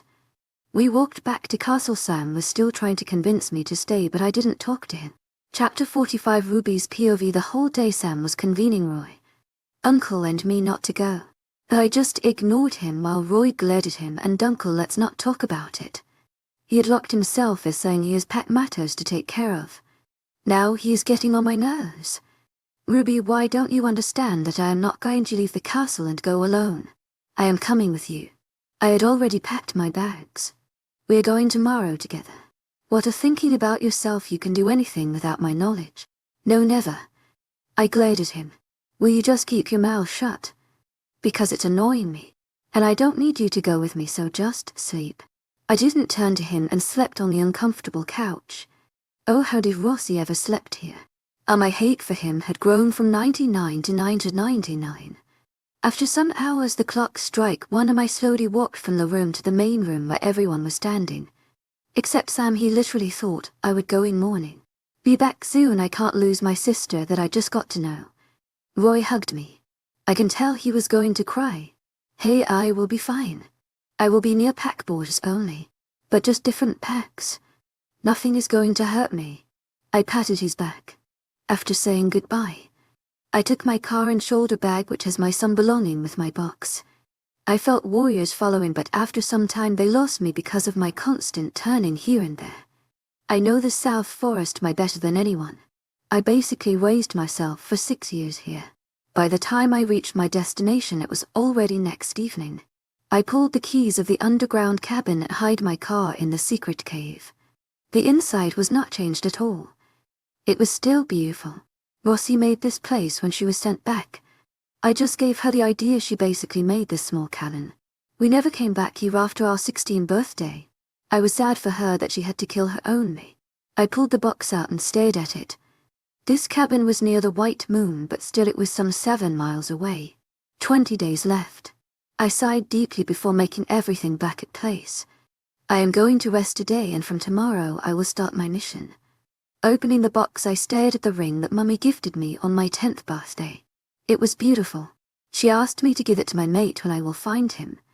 Some of our pictures were also there. It was with Dad's wolf every time because Dad never loved us. A letter fell from it. What is this? It was never there before. Because every time Rossi opened this I was with her. How did the letter got in it? I gasped, seeing who wrote it. Chapter 46, Ruby's POV. I knew I had a tracker on my phone, so I just left it near the border of White Moon. It will change its location time to time. 19 days left. I have to make some plans before I go to the West Mountains. It will take me 2 weeks to reach there. I will never be able to do tasks in my wolf form. As per deal, I had pinned the map on the wall to see what route should I take. If I start from tomorrow, I have to cross 3 packs to reach the west side. The first one was Silver Moon. Most ruthless pack, and I don't want to stumble to them. If I will cross this pack, the other 2 will be easy to go through. It will take 13 days to reach the other side, which will leave me 6 days. I have to find the house as per the plan. If it takes 1 day, then I can resume my journey. Fine, I will pack some basic things with me for 2 weeks and I can get food from hunting. Even though I have enough stuff to keep me healthy for some weeks, but I can't take them with me. The climbing will be easy as I always used to go on rock climbing in childhood. Determining the height, it will take some good hours to climb it. So for now this is enough. I closed my eyes thinking about the letter. Hey Ruby, I am literally sorry that I had to open this box. If you are thinking how I opened this, then for your information, this box was made by me. I gave it as a gift to your mom. Well, I am the person who is going to help you in this task. It's not easy, my child, but still you are the only one who is perfectly capable of doing this. The goddess believed in you. Once you cross the 3 packs on the west side, you will reach near the mountains. There you will find a small hidden cottage which is in middle. And from that cottage you will get the path to reach near the rogue territory. Be careful, this is not easy.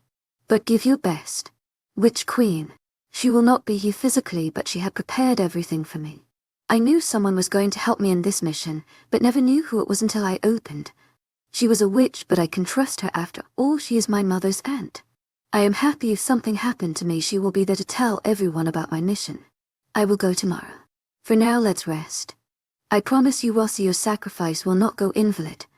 Chapter 47, Ruby's POV. Groaning loudly, I climbed the last wall. I knew Silver Moon had high boundaries to protect them from rogues. It is just like the Great Wall of China in Earth. But this is other world. I heard someone's footsteps before it faded to a long distance. Great it has been for days since I had left the cabin. I have 13 days left, as 1 day had already passed when I was climbing this high wall. Silently I looked at the other side before jumping down. Ouch, that hurts. Soon the yelling got louder. I climbed one of tree near the wall. Did you hear that? It was like someone jumped from the other side. Let's in for Malfa. I will ask the others to check the surrounding. But the important thing is that there is no scent present here. The guards were speaking with each other. I was sitting on the most top branch of the tree. It was invisible in the dark to even see where I was. The cloak was helping me to hide my scent. When they left, I used my scene to find the nearest route to other side. It would take me nearly 3 hours to reach them through foot, but if I take the other route, that is by jumping through the trees, it might take less time. I am not a monkey, but I can still try. Rossi would have some better ideas than me. But for now I focused on my task. After nearly 2 hours I reached the other side. Silently I climbed down. I froze on my spot listening to the voices that silently talk with each other. This is all the information I can get. Come next week I will bring the information of the inner circle. Someone said must be a traitor. You're doing good job, dude. This information is too much helpful. We will be able to hear all their plans through this. Great job, Rogue King is going to be very happy. I looked at the other person. There was a secret passage through the wall. Oh shit. As much I want to go through the hole, I have to stop them. There is not going to be any next time. I looked between the rogue and the traitor. Oh shit, you bitch are going to die. They both jumped at me.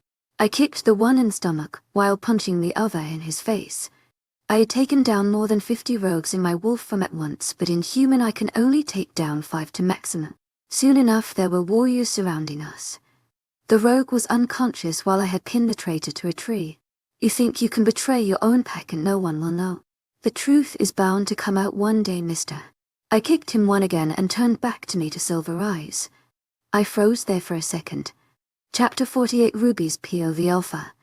Sorry for coming unannounced. But I am not sorry for giving one of your pack traitor a lesson. I will take my leave now. I bowed my head. Even though I am his rank, but I can't reveal my entity. My cloak was covering half of my face. Thank you. I know you are not someone weak as you hold a higher. But who are you? His voice was deep but held so much authority. Alpha Silver. I was just visiting someone while I stumbled here. No threat, mean. I don't have much time to spare. I quickly jumped out of the hole and sprinted, but heard Delpha's last sentence. I owe you something for this help. Miss Cloak Girl. I turned back and gave him a nod before running. As thought I was now sitting at the borderline of the last pack to the west. It took me more time than thought. But days left. I have no time to waste. My body was begging me to shut down and rest. But I have to do it. But Dad's wolf. For the innocent people who are scared of this. After searching for a whole day, I found the cabin in the West Mountain. It had the symbol of Witch Kingdom. As promised, there was a map and a key that will be helping me to reach the top of the mountain soon. If this night will pass, I will just have 3 days. Without paying much attention to any other thing, I just grabbed the map with the key that was near it in the granola bar. The view in the west side was something everyone admired, but no one dared to near it. Silently following the map, I had to kill many rogues, so they won't make any distraction. One time I was near to fall off the mountain because my leg slipped near the waterfall. But I managed to stay straight. By the time I reached at the top, I was breathing heavily. The sun was shining high in the sky. It means it's already noon. I never thought it would be this hard. The rocks were slippery, but it was worth a try, and gave me a mind-blowing adventure. I was too much weak that I will not be able to take down one more rogue. The scratches and cuts were litter in my body. I walked aimlessly following the map. From the top I can see the rogues in their camps, but I will never be able to take them down, at least not now. For now I need a proper meal and enough rest to get ready for the fight. The map led me to a tree that was near the border, and it ended there. I leaned to the tree for support, but a creak from the tree made me back off. I stared at the thing. A keyhole. Remembering the key I pushed it in it. The skin of a tree rose upwards. My mouth was hung open. Holy moly Polly. What the hell? Chapter 49 Ruby's POV. I stared at the small cozy room. Without wasting another minute, I went inside and the door was closed. The fairy lights were giving the room a friendly vibe. I stared at the blue ball that was floating in the air, which had suddenly stopped. Good job, Ruby. Take sufficient rest and make your energy level full. I will take my leave now. I was chosen to guide you till here. Now what you will do is up to you. But don't back off from here. Take rest. The voice in the ball disappeared. I smiled and looked out of the window. It was small, but I can see from here clearly. Some rogues were passing near it in every hour, but they never even glanced at the tree. Must be some magic. After having a proper dinner, I grabbed my mother's diary. It was beautiful, and even her handwriting was more gorgeous. I recalled the memory of us. The silence in the house was too much uncomfortable. The twins were sitting in a corner of the room, not daring to go near their person whom they called father. Their mother's strict order made them glued to their position. They knew she took the beating silently so that they could be safe from his anger. They recalled the day when this person used to play with them and take them to picnics and parks. But everything changed when their grandfather gave his alpha title to their uncle in place of their father. He was so much raged in anger that he killed his own father and ran away with his mate and children. From the day he started taking the anger out on them, a sudden cry filled the whole house. Their little sister had woke up from her sleep and was standing near stairs. "You little brat." He punched her in her face. The twins ran towards her. But even before they can reach near her, they were thrown towards the wall. The blood coming from their head didn't stop them from fighting for their little sister. They tried their best, but he made sure to make them nearly unconscious. The little girl's cry was becoming loud and loud every passing second. "I am going to teach you a lesson, bitch." He roared and brought his claws out. The twins and their mother were trying so hard to reach near the child before he could hurt her. But it was too late, because the next minute they heard their sister's painful cry as the dagger-like claws sliced through her back. "Duddle!" The child screamed when the claws that were near her face stopped. And the person cradled the child. They sighed, knowing his wolf is in control, but it was short-lived. Chapter 50. But it was short-lived, as they knew his wolf side will not be able to be in control for much time. "Pack your bags," he said to his mate and children. They immediately did as he said and went to pack bags. Meanwhile, their youngest sister was sleeping silently on her father's hand because of the pain on her back. It did not take them long to pack that, and they were standing in front of the house door. They silently followed him inside the woods, escaping the tight security that the human part of his father had planted. After walking away for a safe distance from the main pack house, they all stopped. Their father silently pulled something out of his pocket. They all were shocked to see the portal locket. It can open a portal to the human world. Be careful, but only 3 times this is possible. So use them wisely, and never return back. His tears were enough to tell them how sad he was to let them go, but he had do this for his daughter, for his mate, and for their future to be safe. He opened the portal and asked the twins to go first. After the twins left, he gave his most beloved child to his mate. "Take care of her, she is special, I can feel that," and gave a last kiss to his other half, who he had promised to live with whole life. They knew that their story will never be completed, but deep down in their heart the love will also never end. A sudden pain in his head made him aware that his human is trying to take control. Go away now." He pushed them inside the portal just before it closed. His heart felt like it had been torn into pieces. The first thing that their mother did after going through the portal was to find a safe place for her children. Chapter 51. But it was short-lived, as they knew his wolf side will not be able to be in control for much time. "Pack your bags," he said to his mate and children. They immediately did as he said and went to pack their bags. Meanwhile, their youngest sister was sleeping silently on her father's hand because of the pain on her back. It did not take them long to pack their bags, and they were standing in front of the house door. They silently followed him inside the woods, escaping the tight security that the human of his father had planted. After walking away for a safe distance from the main pack house, they all stopped. Their father silently pulled something out of his pocket. They all were shocked to see the portal locket. It can open a portal to the human world. Be careful, but only 3 times this is possible. So use them wisely and never return back. His tears were enough to tell them how sad he was to let them go, but he had do this for his daughter, for his mate, and for their future to be safe. He opened the portal and asked the twins to go first. After the twins left, he gave his most beloved child to his mate. "Take care of her, she is special, I can feel that," and gave a last kiss to his other half, whom he had promised to live with whole life. They knew that their story will never be completed, but deep down in their heart the love will also never end. A sudden pain in his head made him aware that his human was trying to take control. Go away now." He pushed them inside the portal just before it closed. Chapter 52. His heart felt like it had been torn into pieces. The first thing that their mother did after going through the portal was to find a safe place for her children. She knew how cruel the human world can be. If anyone will get to know about their existence, they will kill them instantly.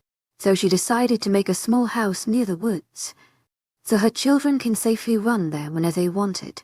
She casted a spell in the woods so, whenever any human will enter the woods they can feel that and change back to human form. After that she was completely drained out of her energy. She was from a high-profile witch werewolf family, but still she was not a hybrid. She took after her mother witch qualities, but it was not enough for her to do all her works. 10 days had passed. Everything was going smoothly. She was sitting on her chair as the twins were chasing each other, and her youngest daughter, making something. All her focus was on a craft that she did not saw her mom coming towards her. "Little girl, what are you doing?" she asked her. "Secret," she whispered to her mother. Smiling at her little girl, she went to call both her elder children for dinner. All of them had their dinner smiling and laughing at the jokes their mom was telling. 2 years had passed. "Sis, can you feel that?" he asked his twin. Chapter 53.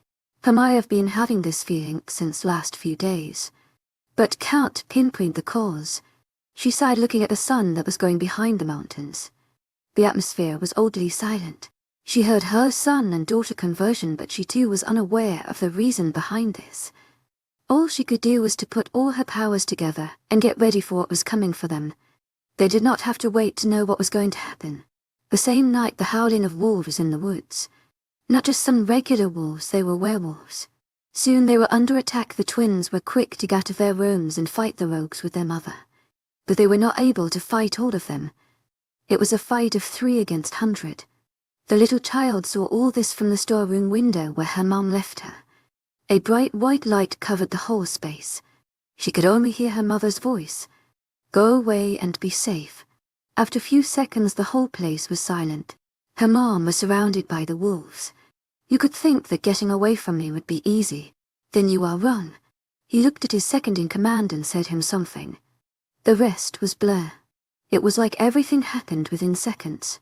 The little girl was pulled out of a hiding place, and her mom threw something near her and said some lines. The light appeared again, and all of them were gone. Only a light pink ray surrounded her. She was all alone in the middle of the forest when she woke up, but felt like she knew what to do. She searched for the place that appeared in her memory. It was an underground house hidden in the thick forest. Chapter 54. She let out a loud cry, knowing she was all alone. Her mom and siblings were nowhere near her. Times went on. She looked at the memories and kept on remembering her family. Days became months, and months became years, and years became decades. The little girl was not the same anymore, and she turned into a badass fighter.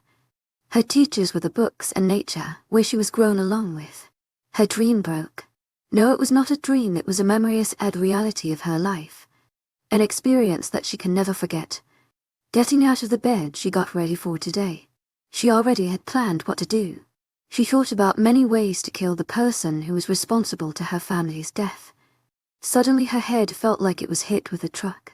Someone powerful than her mother from the witch family was trying to contact her. Her mother transferred some of her witch power to her so that she can feel who is trying to mind link her. Oh no, they were not supposed to know about this so soon. I need to get out of here before they can reach me.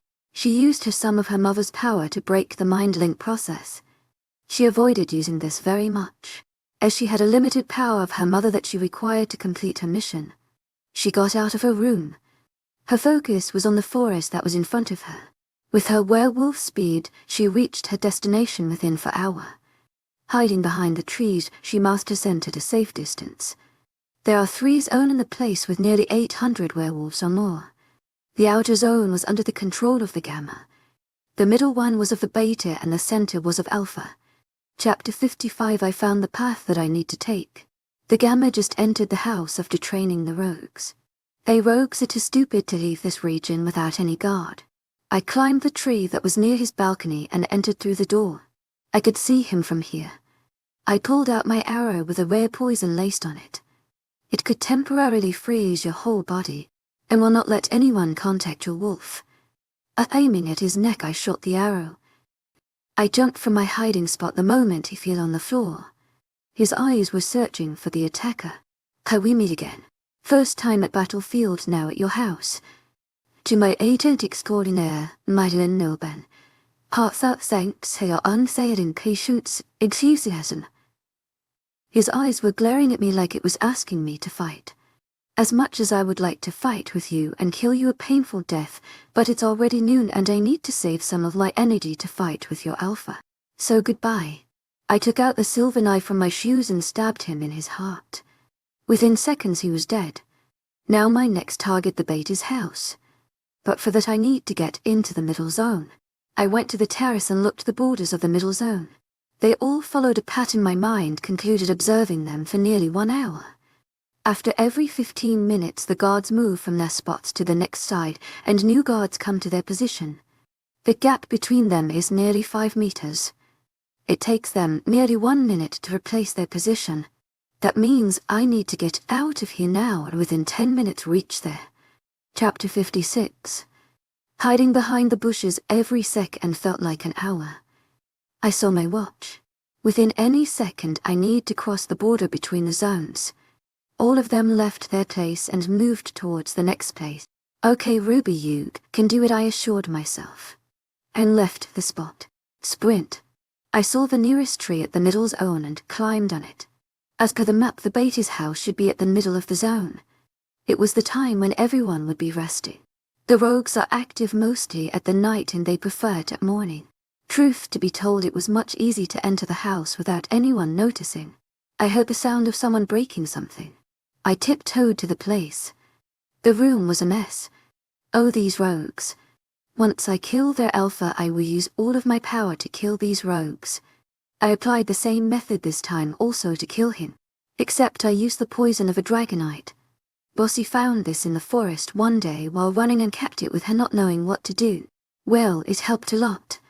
Rossi, I really miss you, dear. I closed my eyes remembering her. The only person in the world who understands me.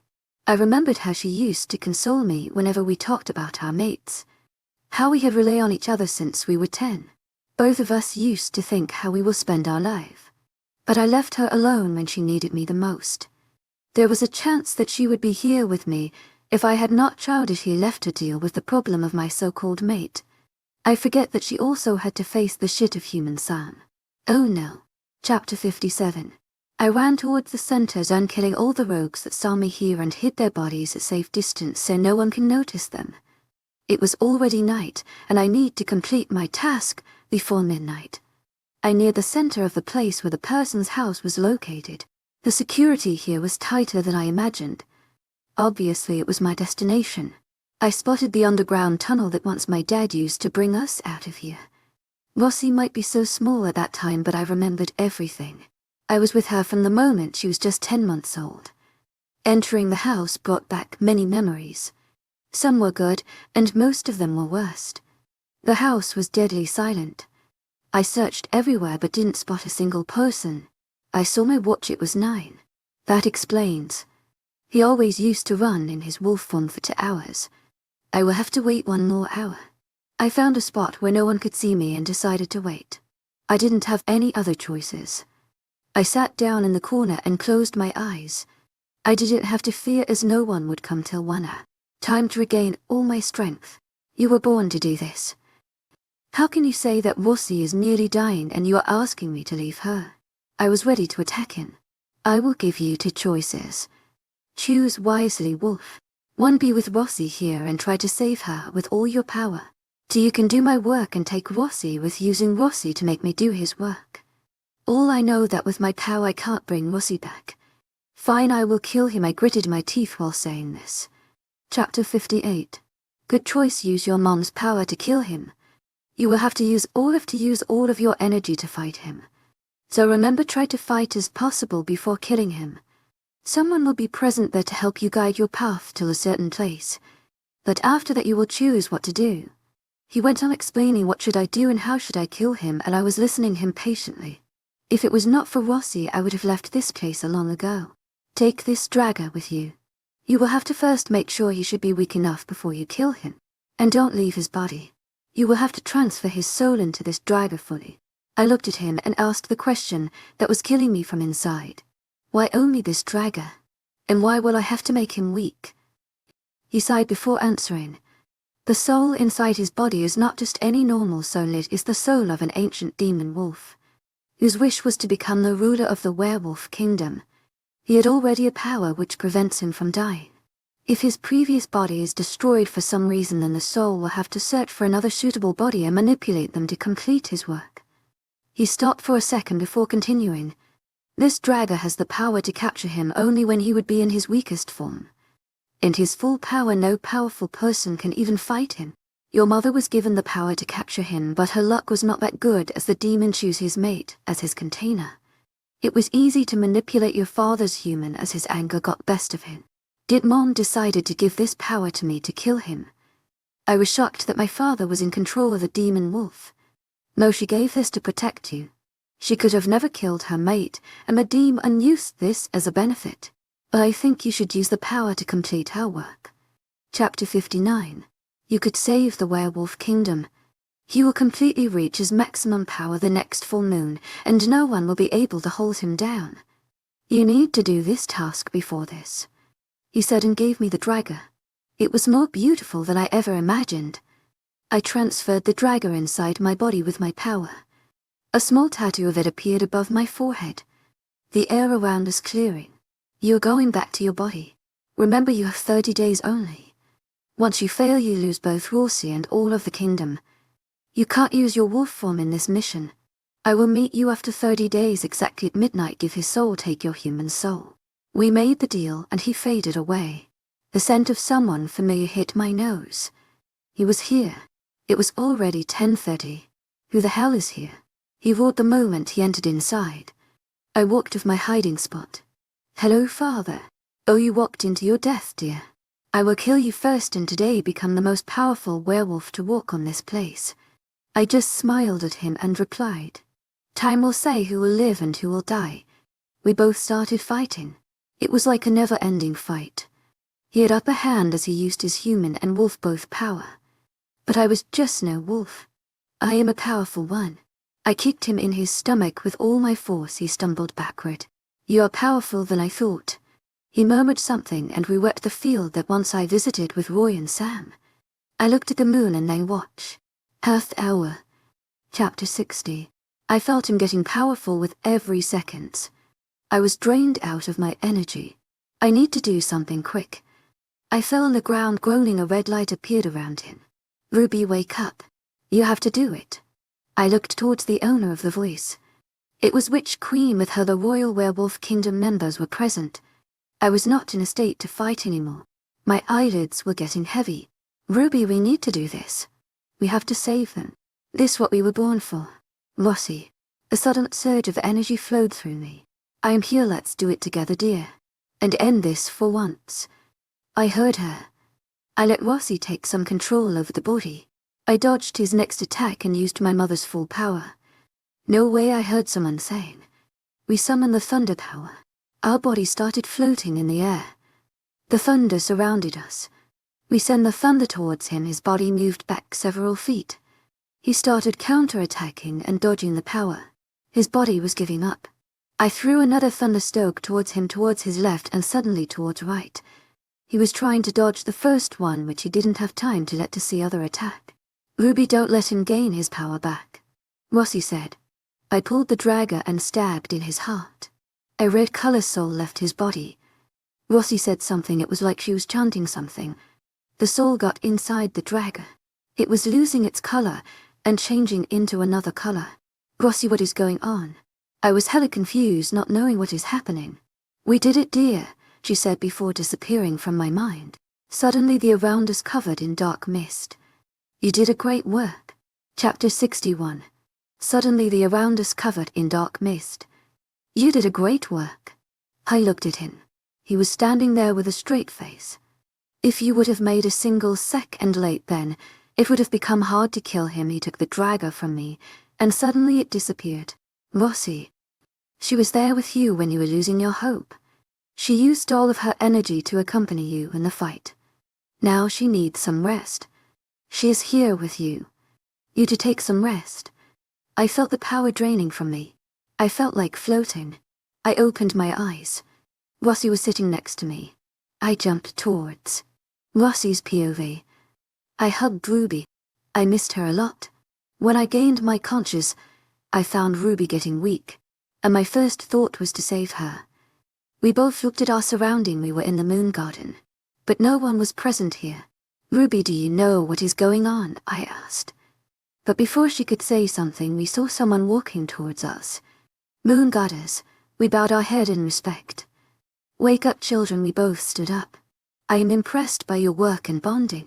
Bossy, I gave you the most powerful and stubborn wolf. She was never controlled by anyone. But you worked well with her. She looked at Ruby. And Ruby, I gave you a human whose life is full of difficulties, but you never even complained about this. I am really happy with both of you. We both looked at each other and smiled. You can ask me to change your mate, and I will happily give you another one who will care and love you with his heart. I looked at Ruby, she nodded. I don't want to change my mate. I can live without a mate. But I want you to give Roy a second chance. I want to see him happy, I said, remembering the sad look that crossed his face every time whenever we talked about mate. I want to see the smile in his face. She smiled. Okay, dear. Someone will be waiting for him, but not here. She will be on Earth. After 10 years you need to move there, but remember you can reveal yourself to her only after she turns 18. But how can I know who is she? Cannot you even recognize your sister? I looked at her confused. Your sister's soul was born here for something, but before she could do it she was betrayed by someone, and her soul was not allowed to enter the planet anymore. So she decided to born in human world. She could only enter here if she is brought by the person who was involved in her death. She will not remember anything until the time comes, and don't try say her anything has a particular time to reveal. She will have to face many things in her life to remember her memory. She looked at my back and said, I will meet you soon. She vanished in the air. Ruby returned back to my head. I felt someone's hand on my shoulder. I turned back to see Roy. His eyes were filled with tears. Thank you, sis, he said, engulfing me in a hug. Everyone was standing behind him. I saw Sam. His bright eyes were dimmed and there were dark circles under his eyes. I walked towards him. He looked downwards. I am sorry. I hurt you really bad. I should be punished. He started blaming himself. Ruby, should we? She nodded. Let's start over again. He looked at me like I have grown to heads. But soon he pulled me in a tight hug. All of us returned back to the palace. We did, we, Rossi? Yes, we did it. I smiled at my family. Thank you for tuning in. If you enjoyed this episode of the story, please give it a like. And don't forget to subscribe to get notifications for updates.